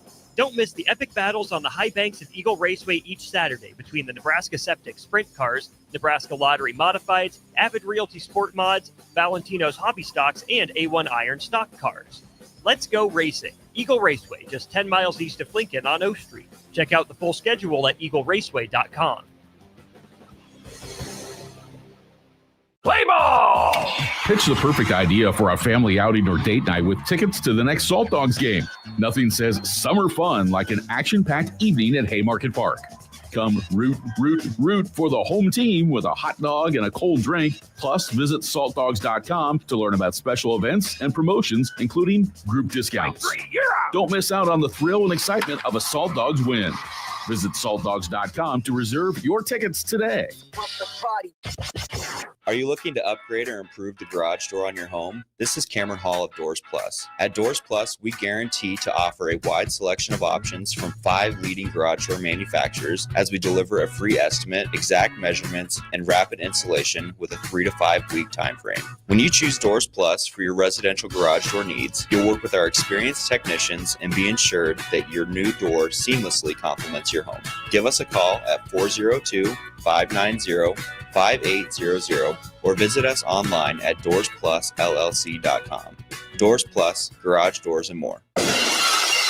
This is the Adam Carriker Show. Position right of the quarterback, out of the shotgun, 1st and 20. Jailbreak screen in the air. It is tipped. It is intercepted by Carriker at the Missouri 21-yard line. Live from the heart of Lincoln, America, 8-year NFL vet and All-American defensive lineman Adam Carriker. Shotgun snap to Everidge. He's got the left arm going, and now he's got a whole lot of Adam Carriker who rips him down inside the 25-yard line. On 93.7 The Ticket and theticketfm.com. Here is your host, Adam Carriker. All right, ladies and gentlemen, welcome into hour 2 of the Adam Carriker Show. All right, it's time to talk some Nebraska football. Real quick before we do that, we did have one textual. I agree with this 1,000%, but go ahead, Jackson. Yeah, unknown texter 8985 says, I don't think Notre Dame should host any playoff games until they join a conference. Join a freaking conference! Join a conference. Come on now. I agree. All right, I do recognize that some people might like the 5-11 model just because it's simpler and it's not as confusing as, what I was explaining. So yeah. I do understand. I do get that. Okay. NBA Finals, real quick, starts this week. If you didn't know, now you know. Indiana versus OKC, Game 1. NBA Finals this Thursday, June 5th in Oklahoma City. And I have this whole thing from Paul Feinbaum, but we dedicated the whole first hour to the CFP, so I'm not going to keep going. But basically, I'll just read you the headline. Paul Feinbaum sends plea to college football conferences not named Big Ten and SEC, and I quote, join us or not, end quote. That is their attitude. If you didn't know, there's a whole thing below, but I'm not going to go through all that. So let's move on to some Nebraska football. All right. What anonymous Big Ten coaches said about Nebraska football. Matt Rhule for the 2025 season. Now, all right, Nebraska football is heading into a massive year 3 of the Matt Rhule era. At Rhule's 2 previous stops, his programs took a giant leap in the 3rd season with both Temple and Baylor, as we know, reaching double-figure win totals. Husker fans have seen a lot of changes this offseason to players, to the roster, to staff, to coaches. All right, a lot of things happening in Lincoln. It's hard not to be optimistic about them, what you see anyways. All right, and I quote, expectations are building here, but I think this group can meet them, end quote. That's what one Big Ten anonymous coach said about Nebraska. Another one said, quote, I almost said hashtag, quote, putting Dana Holgorsen in his OC is a great move for Matt Rhule. It'll create a lot of advantages for Dylan Raiola in that offense, end quote. Another coach said, the DC change won't really affect what they do schematically. They're still going to run a 3-3-5 defense, end quote. It's labeled a 3-3-5. It's really a multiple. I mean, they got 4 guys down sometimes. They got 3 guys down sometimes. And I'm curious to see what they do this year. I mean, Ty's gone. Nash is gone. Even the third starter from last year, Jamari, is gone. So they got all new starters. So I'm curious. Do they put a 4th guy down more often? Do they stay 3-3-5? They got a ton of athletic guys in that second level. Willis McGahee, Vincent Shavers. I mean, Marquez Watson-Trent is an experienced tackling machine. You got Dawson McCullough. You got all these guys. I'm curious to see what they're going to do with them. I don't know. But I'm just going to say what I would do is I'd be stunting these D linemen everywhere, and I'd be blitzing from all over the place and getting those athletic, speedy guys penetrating into the backfield and causing mayhem. Now, you got to be smart about it, because anytime you do that, you leave yourself susceptible to big plays in the back end. But I would I'd be bringing anywhere from 4 to 5 guys. Well, 4 is pretty typical. I'd be bringing like 5 guys like every snap, unless it's like 3rd and 20. Then I might mix it up a little bit, and possibly 6 quite a bit. You've just got such athletic guys that can get downhill and blitz and get into the backfield quickly. Now, if the D-line has shown throughout the spring and throughout fall camp, they can take on double teams and they can hold up at the point of contact, then you don't have to do this as much. I'm just sitting here saying, I don't know. I don't know if they've shown that in practice. I don't know if they haven't. And frankly, if they show it in practice, then you wonder about the offensive line. And if they don't show it in practice, the offensive line is doing great, but what about the D-line? You don't know when you're going against yourself, because maybe one unit's really strong, maybe one unit's average, but they can look different in practice based on how strong the unit is that they're going against, whether it's D-line versus O-line, O-line versus D-line. You don't really know until you go against other teams. But man, I'm just an attacking style of individual. I just am. Anytime I've coached basketball, we go on press. Anytime I've coached football, we're going blitz. Anytime I've coached baseball, softball, we're going to run and we're going to steal. That's just how it is. I'd almost rather lose being aggressive than win being conservative. Almost. And with kids, I'd rather just be aggressive. Let the chips fall where they may, even all the way up through 8th grade in high school. So we'll see what happens there. All right. And I quote, they need a big play receiver to step up. Otherwise, I think they're more talented on paper than the Nebraska roster has been in years. I'm going to repeat that. I think they're more talented on paper than the Nebraska roster has been in years. Now, there's more to that quote, but I'm going to pause right there. When you hear that, Jackson, from an anonymous Big Ten coach, what do you think? It's really, really awesome to hear. Smile from ear to ear. And I agree with him. I completely agree with him. But it's great to hear that coming from another Big Ten coach. It's a fact. That's a fact. The roster is unequivocally more like deeply and just talented than it's been in years. I mean, oh man, yeah. Just hype me up. What is it? Is it August yet? It's not getting here fast enough. Come I'll tell you that on, much. I love it. I love it. So. And there's more to that quote, but I'll get to it in a second. When you look, and I talked about this before, you look at the second level of defense. This might be the most athletic linebacker core we've had 20 plus years. That's not a shot at anybody who's played in the past 20 plus years. It doesn't mean they're better. We got to find out if they're better. But as far as pure athleticism, when you do a smoke show race at the Husker games and your 2 finalists are Willis McGahee, who's a linebacker, and Ja'Cory Barney, that tells you how athletic your linebacker core is. Ja'Cory Barney won, by the way. The second level of this defense is a ton of athletes. The third level, some question marks there just based on how things went last year. I do expect them to be better this year. Ton of experience. Up front, you'll look at the linemen, guys like Keona Davis and then some of these other guys. You look at them, they look good. They look good. How do they play on the field now that they're going to be in and day out, down in and down out? We don't know yet. Every team's got question marks. We're no different. You look at they talk just about talent on paper. This is as talented on paper of a defense as a whole as we've had in a while. Especially if you look straight at athleticism at certain spots. Offensively, this is as talented a wide receiver room as we've had in a while. I think there's a lot of potential at the tight end spot from Harburg to Nelson. Mark McWay gets forgot about. One of the top tight ends in the country when he came out, went to LSU, unfortunately hurt his knee. He's had a full year to recover. He's going to be back. Obviously, you got Lindenmeyer, who's just a workhorse. We'll see what happens there. There's a lot of excitement in my eyes about what is Holgorsen going to do with certain guys. How's he going to move them around, again, like chess pieces? Emmett Johnson, a running back, Quentin Ives. They've talked about Quentin Ives randomly more than any other player that I can remember since Matt Rhule got here for years. Now we're going to get a chance to see what he can do. We know what Emmett can do. He's going to get the chance to be the guy. The only question I have is who's behind those two? Who steps up? I mean, you want to talk about talent. Dillon's as talented quarterback as there is in the country. So when you look at talent, they're right. Talent on this roster on paper. All right, here's the rest of the quote.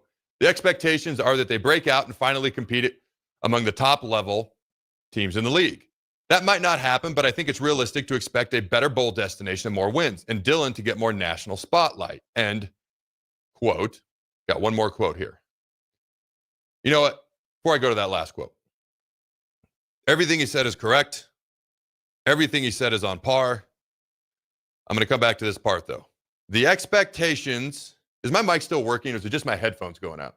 It's got to be your headphones. Okay. All right. Sometimes it's better if people can't hear me anyway. So the expectations are that they break out and finally compete among the top level teams in the league. I agree with that to a degree. Like for me, if we get 8 wins, which is not elite or a year 3 jump, by the way, that would be great. I'm not saying I don't want that. I'm just saying I'm not expecting it. If we get 8 wins, we're going in the right direction. I'll take it. If we get 9, obviously that's a jump. Obviously, I'd be happy with that. I do think we can compete with those teams. Again, we were ahead of Ohio State with 7 minutes to go in the fourth quarter in Columbus last year. So we've shown we can compete. The question is, can we close out those games? Again, I'd be happy with 8-4. Anything under 8-4, we're not still going in the right direction. We got to keep going in the right direction. Anything above 8-4, dude, give me the Kool-Aid. I'll start drinking it now. Is it August yet? Just like Jackson said. But to follow up on the end of this quote, but I think it's realistic. Okay, that might not happen as far as competing with those teams. We'll see. We'll see. The potential is there. We'll see what happens. But I think it's realistic to expect a better bowl destination and more wins. Bam, that's where I'm at. That's where I'm at. Better bowl destination, more wins. I'm not saying we can't make the CFP. I'm not saying we can't win 9+ games. I got to see it happen. My expectations, at least 8. At least 8 wins. He also says, and Dylan Rhule will get more spotlight. If we're doing well, winning more games, he's the quarterback. That's obviously going to come with it. All right, last quote before we head to break. Matt knows how to do this, and they're heading in the right direction, end quote. I mean, I could just repeat it, and that would be my thoughts on it. So I will. Matt knows how to do this, and they're headed in the right direction. I'm just going to end on that. You got anything to add before we head to break, Jackson? That seems like an Iowa thing to say. What does that mean? Because it's like, it's not, I don't want to talk that good about Nebraska, but like, you got a good head coach. Yep. But I'm not going to say that you're good. Well, we have to show it, though, in fairness. We got to actually show it. Yeah, no. I got to see it. Yeah, that is true. That is true. But yeah, I just, you can see the differences in coaches here. Like some are like, yeah, super talented, like just being like kind of transparent. And then they got a good guy. Oh, you think that was Kirk Ferentz maybe? It's just, they got a good guy. No, I mean, I'm not going to say that that's Kirk Ferentz. It's just, you're speculating. I like to jab at Iowa. Speculating. Any chance I get, I got a sticker on my computer that says Iowa has bad corn. So like, come on now. I was going to say, that's so funny. I was going to say, is Kirk sitting there eating his bad corn? Yeah, come on. Talking about Matt? So I'm like, yeah, Matt Rhule's a good head coach. I would never take a jab at Iowa. No. I forgot my nickname for Texas. Why did Gag Me You? I would never take a shot at Iowa or Gag Me You. I would never do that. It's not my style, Jackson. You know that, right? No, yeah, come on now. All right, ladies and gentlemen, don't go anywhere. We'll be right back. Saturday. Eagle Raceway is open for a full season of dirt track racing action every Saturday night. Don't miss the epic battles on the high banks of Eagle Raceway each Saturday between the Nebraska Septic Sprint Cars, Nebraska Lottery Modifieds, Avid Realty Sport Mods, Valentino's Hobby Stocks, and A1 Iron Stock Cars. Let's go racing. Eagle Raceway, just 10 miles east of Lincoln on O Street. Check out the full schedule at eagleraceway.com. Are you looking to upgrade or improve the garage door on your home? This is Cameron Hall of Doors Plus. At Doors Plus, we guarantee to offer a wide selection of options from 5 leading garage door manufacturers as we deliver a free estimate, exact measurements, and rapid installation with a 3 to 5 week time frame. When you choose Doors Plus for your residential garage door needs, you'll work with our experienced technicians and be ensured that your new door seamlessly complements your home. Give us a call at 402-590-5800 or visit us online at DoorsPlusLLC.com. Doors Plus, garage doors and more. 93.7 The Ticket, Fox, KFXL weather. Brought to you by Bryant Air Conditioning, Heating, Electrical, and Plumbing. Your Lincoln forecast for today, we'll see scattered showers throughout the day. It'll be breezy and cool with an afternoon high near 63. Tonight, partly cloudy skies with a light breeze, a low around 50. And tomorrow, we'll see mainly sunny skies and calm winds. An afternoon high around 77. I'm meteorologist Kyle Bucket for 93.7 The Ticket and theticketfm.com. Rashawn Jackson here for Bauer Infrastructure, a veteran-owned local company proudly serving Lincoln, Lancaster County, and the surrounding areas. Bauer provides quality work at an affordable price, and they're growing rapidly. If you want to experience a career with a fast-paced, family-friendly environment, visit BauerInfrastructure.com. They have top-of-the-line benefits, year-round work, even through the winter. Bauer, usher in the new era of infrastructure to an area near you. And as always, go Big Red! Play ball! Pitch the perfect idea for a family outing or date night with tickets to the next Salt Dogs game. Nothing says summer fun like an action-packed evening at Haymarket Park. Come root for the home team with a hot dog and a cold drink. Plus, visit saltdogs.com to learn about special events and promotions, including group discounts. Don't miss out on the thrill and excitement of a Salt Dogs win. Visit saltdogs.com to reserve your tickets today. Empire Netting and Fence delivers top quality netting and fence solutions. From major sports venues to backyard installs and everything in between, coast to coast. We take on tough jobs with grit, integrity, and a strong commitment to safety. Empire is growing, and we're hiring motivated people ready to grow with us. We build each other up, and we're building something big. Think you've got what it takes? Apply now at empire-fence.com. That's empire-fence.com. Are you ready for a new opportunity? Check out Sandhills Global. Join a dynamic team where your skills are valued and your career can soar. We offer full-time positions with a 4.5-day work week, competitive pay, excellent benefits, and a positive work environment.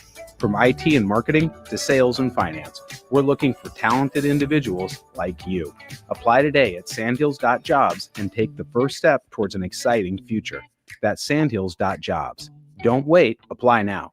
If you're working in your yard, remember never to place landscaping structures and fences too close to above-ground electrical equipment. It's unsafe and could cost you financially. Visit les.com for a complete fence and landscaping installation guide. Go Hog Wild Pet Barbecue. It's $5.99 barbecue time. Hurry to Hog Wild for a complete barbecue meal that's only $5.99. Get a one-meat sandwich loaded with our award-winning barbecue, plus your choice of a classic side and drink for just $5.99. Upgrade your sandwich to beef brisket for just $1 more. Join us for lunch or dinner in Lincoln at 3210 Cornhusker Highway. Order online at GoHogWild.com. But don't be late, we close at 8.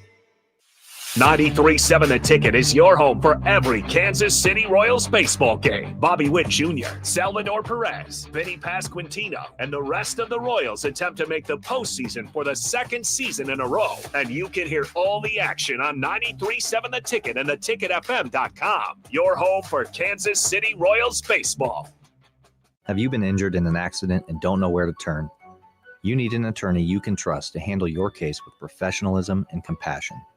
The attorneys at Liberty Law Group understand that a call to an attorney is a call for help. If you've been injured, we want to help you. Liberty Law's experienced attorneys are committed to the pursuit of justice for those injured. Call Liberty Law and find out how we can help you get the compensation you deserve. Call 877-42-LIBERTY. Call the trial attorneys you can trust. 877-42-LIBERTY. This is the Adam Carriker Show on 93.7 The Ticket and theticketfm.com. All right, welcome back, ladies and gentlemen, to the Adam Carriker Show here on 93.7 The Ticket. Your daily friendly reminder, the Carriker Chronicles football camp this summer, July 9th, 9 a.m. to 1 p.m. Where? Lincoln. Direct location, LYF Lincoln Youth Football Field. Learn more at carrikerchronicles.com. The camp that is for the kids, all right, will feature Eric Crouch, Amon Green, Zach Weger, Kenny Wilhite, and yours truly. Autographs included, T-shirts included. Camp is for K through 8th graders, boys and girls. Again, learn more and or register at carrikerchronicles.com. We will be donating a portion of the proceeds to at-risk youth here locally in Nebraska. Had a great conversation with someone recently about that, and also abroad to help build schools for kids who unfortunately just do not have them right now. All right, the 7-on-7 Showcase event will bring top talent to Nebraska. Abdul Muhammad, who I've seen like a ton of weekends in a row. He's big into track in Omaha.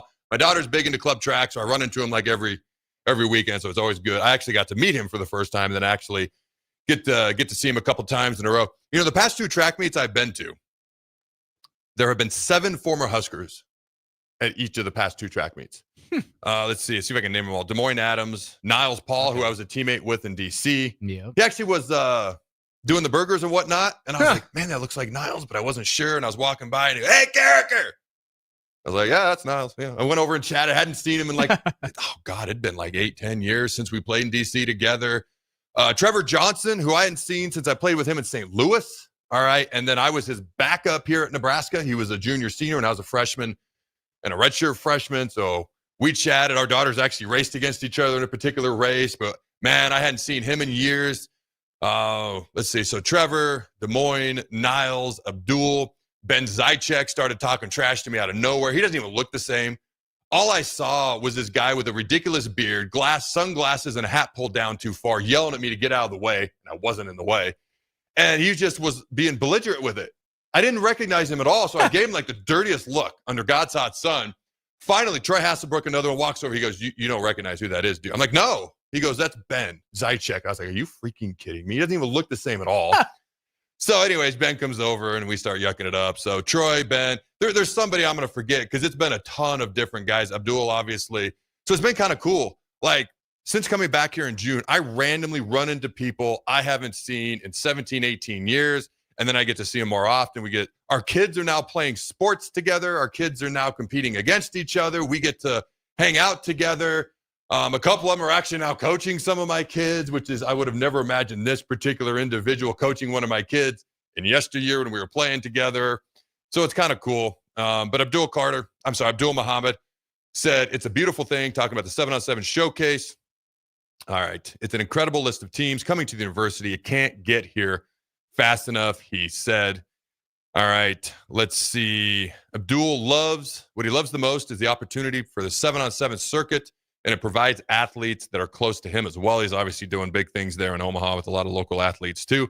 He can also tell you how sharp those associated with Husker football are to have Memorial Stadium as the setting to an open to the public showcase tournament on June 6th. It's expected. I'm going to slow down for this. It's expected to have about 50 players rated as 4 stars or higher coming in for the event. Oh, man. He said, man, it's a beautiful thing that Nebraska is kind of spearheading this movement. All right, you're going to start seeing this all over the place. Again, people are going to copycat Nebraska, but that Nebraska has started something special, bringing all these talented teams, players, and coaches into the state for kids to be seen by the university and just to have some fun playing each other. Now, there have been at least 7-on-7 events going for a while, but to have this many elite players at one college, at the same time, no one has ever done that. End quote. That's what Abdul said. All right, the Battle at the Boneyard. 7-on-7 Championship Showcase, sponsored by Adidas. All right, is obviously a big recruiting tool for Nebraska. Like we talked about earlier in the first hour of the show, just getting people to Nebraska, getting them to Lincoln.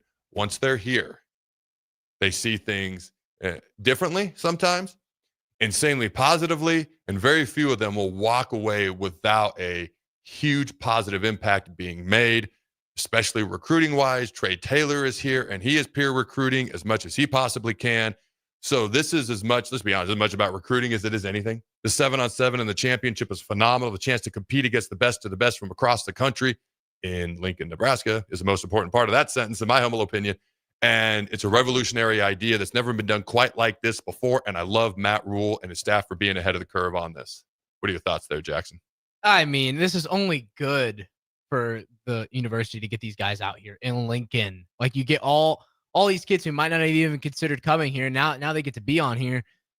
Husker Nation, show out. Like, it's a free event. It's free for a reason. I mean, come on. They want you to show up. Show these kids what it's like to wear the scarlet and cream. They're playing in Memorial Stadium. You get to go and you get to see the new field, which is a great thing. Go and show them what it's like to be a Husker. Go and show them why we're the number one fan base in college sports. You like the red end zones? I actually do. I do too. Because I know people they use the argument with the Purdue thing where the kid stepped outside. Yeah. Like, if it's red, yep. There's a white line. Look at it. Like, what? There's a white line? They blame the field. Where is it? Like, come Where's on. the white line? I don't see it. Like, it's around the red. Like black on white, or white on black, and red on white, whatever. It's fine. I actually think it looks great. My only concern with that was I thought we were going to grass in a couple years. I have been asked about that. So I was just a little confused why spend the money on new turf. But whatever. It's all right. I've been asked about why no grass as well. Here's what I'll tell you. Because we thought about putting turf in where we live. Okay. Anytime you see a full turf football field, it's easily $1 million. No, yeah, it is at least so much money. I mean, at least that was and I don't know if I've even talked about this, but my first ever job down in Florida was working artificial turf. I laid artificial turf for a company. So I know what it's like, and I know, like, I've done jobs before where I'm doing somebody's backyard in Florida that just doesn't want to mow their lawn anymore in their backyard, and they have a whole pool, and even that I know is egregiously expensive. So yeah, I know. Football field's the base. The base is in the seven figures. Like, it's crazy. My first ever job at Nebraska, the summer going into my true freshman year, which I ended up redshirting, was with the grounds crew at the stadium. Yeah. Okay. This is back when the old pit still existed. I love it when players who played back then hear pit, they get excited. Some newer faces, so to speak, may not be as familiar with that. That's where the real games were won and lost, was in the trenches, in the pit, O-line, D-line, working on their craft, and then, I'm going to be honest, battling it out with each other as well. It was called the pit. But that was actually my first job, and everything over there. There was a softball field where the Hawk Center now is. Used to be a big old softball field. I think I knew that. There was other football fields. There was just the Cook as far as the indoor. There was no Hawk Center at that point in time. So I laid lines for the softball field. I laid lines. I think there was a soccer field. I was in charge. It wasn't just me, but I was supposed to help be in charge of taking care of those.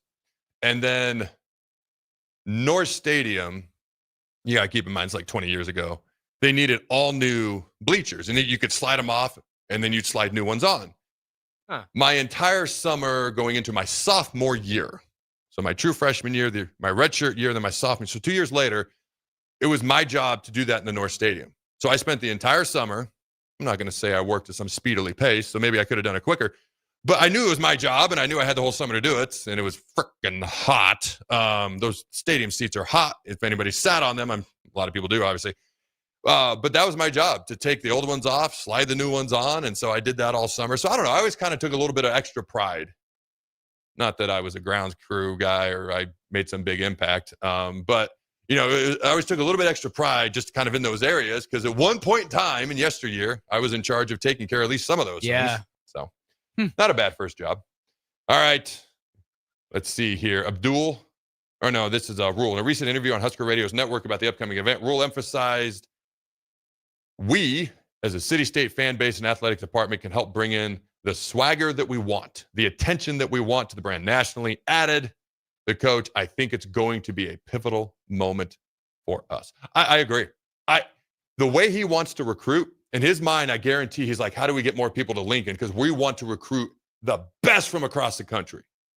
How do we get them here? Bam, this event. And this is a phenomenal, ahead of the curve way to do things. Other teams are going to knock it off. You can't stop that. Okay. Maybe we can patent it. We can't, but what if we could? That'd be great. Oh, yeah, that'd be. Oh man. All right. Let's see. Coach Rhule is very big on getting kids to Lincoln to see it's nothing like they can imagine. And definitely I can speak to that. Said this is back to Abdul Muhammad, the native of Compton, California. I don't know if most people knew that. And he's been in Omaha for years, ever since he played. Because before I got to the university, even though I was a big-time Husker fan, watched all the games that came on TV, what I imagined was nothing like when I showed up. I'm thinking it's a school surrounded by nothing but corn and farms, no city life, end quote. That was Abdul. Now, he goes on to talk about, and I'm not going to read the whole thing here, but he goes on to talk about once he got here, he saw it in a whole different light. He's fell in love with it. And again, he didn't just play here, help win a national title in 94. He's been here for 31 years since, doing football, doing track, doing these things, living in Omaha. So obviously he loves it here and he can speak firsthand to this. So the 7-on-7 showcase event's going to be a big deal, and hopefully it makes a gigantic impact on our recruiting. All right, don't go anywhere, ladies and gentlemen. We'll be right back. There are great Mexican restaurants all over town, but there is one that is especially worth the drive from any part of town. Tacos Los Hermanos at 70th and Havelock. Cool off this summer with a delicious horchata or other special drinks, and grab one of their famous taco boxes for a group of friends or coworkers to enjoy, full of birria tacos and many other options. Don't forget their great desserts like tres leches, flan, and cheesecake. Get to Tacos Los Hermanos for lunch or dinner today at 70th and Havelock in Lincoln. Several irrigation contractors in Lincoln go out of business every year, leaving sprinkler system orphans begging for service. The folks at Judson Irrigation shed a tear for these little fellas. They've been coddling these orphans for more than 40 years. From redesign, repairing, replacing, and restoring, remember the Judson Irrigation Orphanage. Call the Judson Irrigation Orphanage 402-420-6277 or judsonirrigation.com.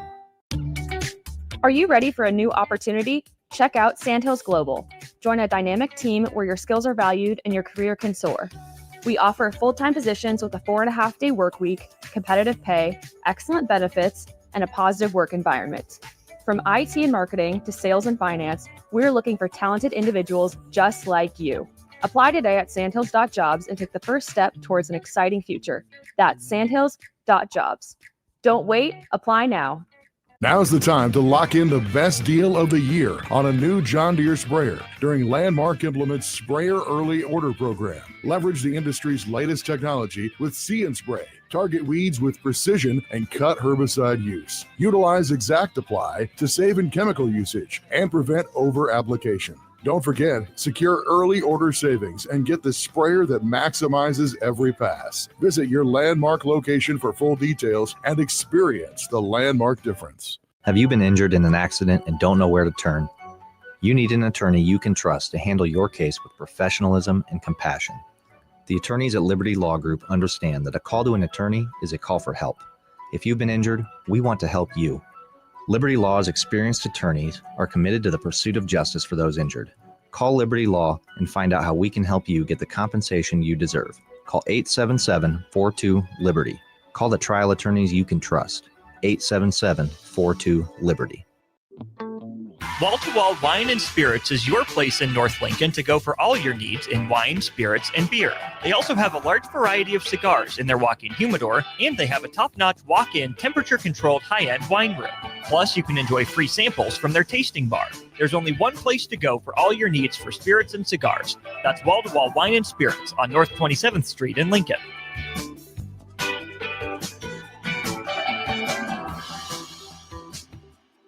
I tried to hide my cigarette smoking. Then I was rushed into emergency surgery to repair the damage smoking did to my heart. It shocked everyone because they thought I was healthy. Yet because I smoked, I had a severe heart condition that nearly killed me. My tip is, you may be able to hide your smoking from the world, but you can't hide from the damage smoking does to your body.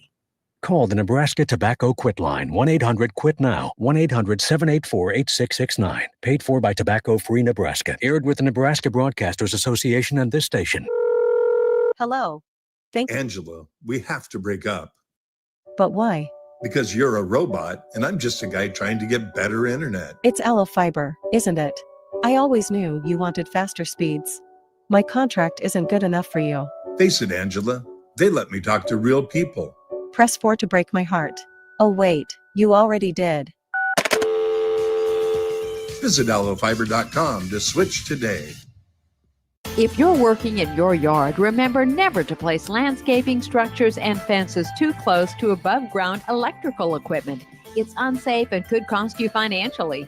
Visit les.com for a complete fence and landscaping installation guide. Empire Netting and Fence delivers top quality netting and fence solutions. From major sports venues to backyard installs and everything in between, coast to coast. We take on tough jobs with grit, integrity, and a strong commitment to safety. Empire is growing, and we're hiring motivated people ready to grow with us. We build each other up, and we're building something big. Think you've got what it takes? Apply now at empire-fence.com. That's empire-fence.com. 93.7 The Ticket is your home for every Kansas City Royals baseball game. Bobby Witt Jr., Salvador Perez, Vinny Pasquantino, and the rest of the Royals attempt to make the postseason for the second season in a row. And you can hear all the action on 93.7 The Ticket and theticketfm.com. Your home for Kansas City Royals baseball. This is the Adam Carriker Show on 93.7 The Ticket and theticketfm.com. Boom! Welcome back, ladies and gentlemen, to the Adam Carriker Show here on 93.7 The Ticket. If you missed it, you can go back and check it out. College football playoff idea that is catching traction that I do not like. We diatribe a lot of that. Play some clips from Joel Klatt's show. He had some phenomenal takes. Anonymous Big Ten coaches talk about Nebraska football, the roster, Coach Rhule, this upcoming season. Also, the 7-on-7 tournament that's coming up, all right, later this week here in Lincoln. The recruiting effects. Abdul Muhammad frickin' loves it. You can go back and check all that out if you missed it. Now what you're going to get is random, off-the-wall sports info. If you didn't see this, and I was a big-time Mariners fan growing up. Okay. All right. Braves, Mariners, those are my two favorite teams. The Braves were on TBS all the time. I never could get into the Cubs, sorry. And then I grew up in southeastern Washington, so the Seattle Mariners. All right, so I grew up with Griffey and Jay Buhner and Edgar Martinez and Joey Cora and Randy Johnson and Alex Rodriguez when he was younger. And the Seattle Mariners announced today that they will be retiring Randy Johnson's number 51 jersey, joining Ichiro Suzuki, who also is having his number 51 jersey retired. Two of the greats of all time.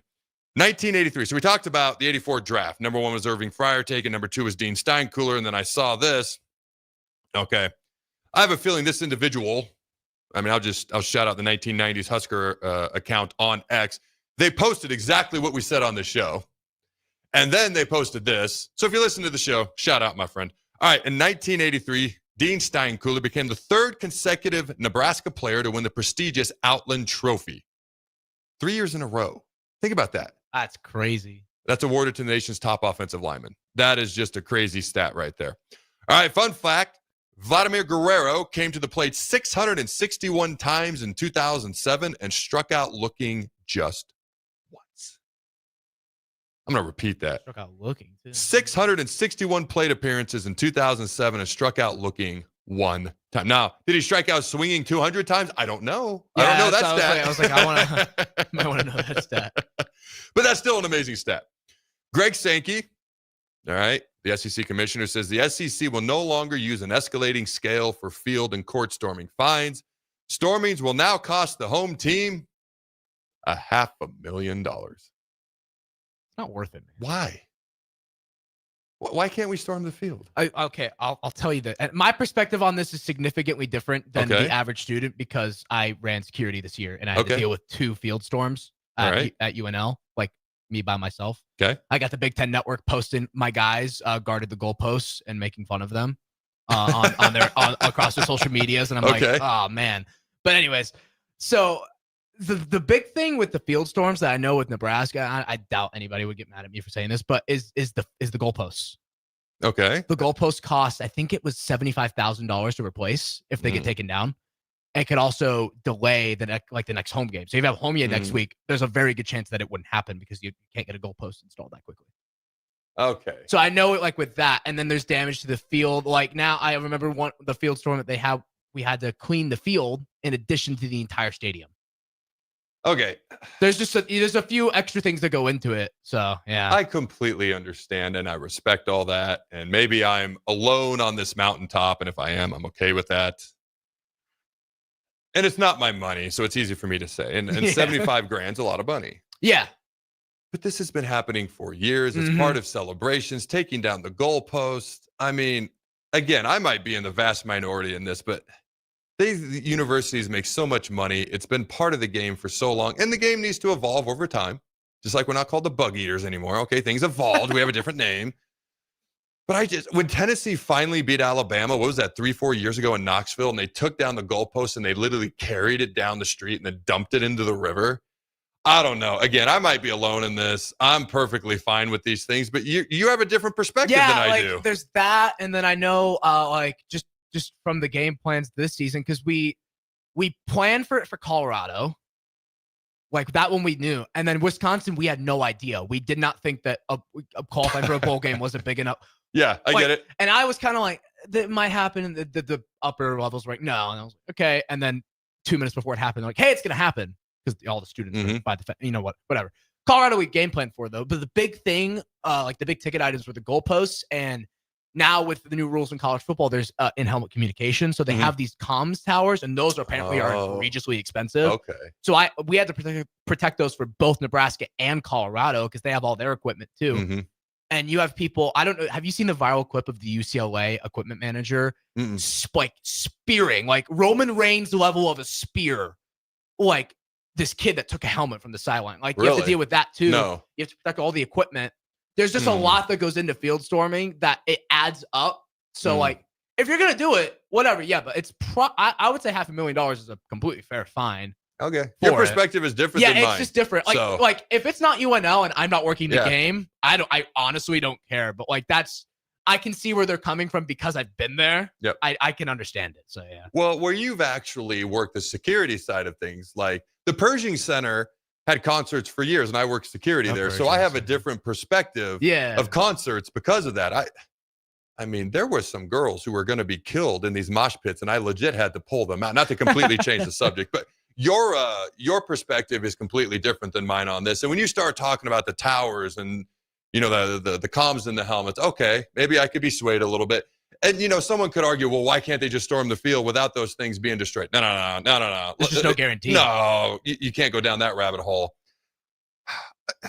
A lot of fans will remember this. I'll keep the player's name out, but it was talked about on ESPN a lot at the time. The Missouri game, I think it's the first time Missouri had beaten Nebraska in like a bajillion years. They stormed the field. One of the fans gets way too close physically to one of our players. He felt physically threatened. He punched him in the face. Okay. And it was all over ESPN for a long time. I was like 10 yards from this. I saw it. Things like that were pretty rare and few and far between at the time. But times are different. Things are more expensive. There's different things out there. Okay, maybe you swayed me. You might have swayed me. Yeah, it's like, listen, if I'm watching on TV and I'm like there, it was a battle because like I was student-led security, so like I was a student running it. It was all students that were working under me. So it was all students. Yep. So it's a weird dynamic because I'm going up to like people that I'm friends with in the student section. And they're like, we're gonna rush the field, and I'm like, please don't. And they don't want to listen to you either. I'm like, please don't. But if you do, just don't do these things because like it was a genuine possibility that if they took a goalpost down, because we had a lot of back-to-back home games this year. If they took a goalpost down, the next week's game like would have gotten like postponed, whatever. That was like a 100%. And I questioned it, but it was a possibility. Just coming from the athletic department. You might have swayed me on this. Yeah, it's a weird dynamic. If it happens at the SEC, like whatever. Well, if you're not the one dealing with it, that was my perspective. I get it. I won't work security at Nebraska next year, so it's a completely different dynamic. When I'm on TV, and if Michigan walks in here and we beat Michigan, rush the field. Come on, but like. I see where they're coming from. I get it. I completely see where they're coming from. Yeah, that's a good perspective. I'm glad you gave that. So, okay. Last two updates, then we're out of here for the day. We're going to go enjoy the cloudy, rainy day. All right. Omaha, Nebraska, North DB Darian Jones has a commitment date and will choose between these 5 schools.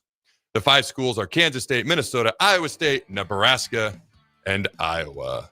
All right. Composite 4-star defensive lineman James Tank Carrington locks in an official visit with Nebraska Monday, June 23rd. Also has official visits to OU, Oklahoma, and LSU. Various reports on size anywhere from 6'2 to 6'4, 240 plus pounds, a 4-star. Ladies and gentlemen, have a glorious day. Go Big Red Nose. Remember to throw the bugs.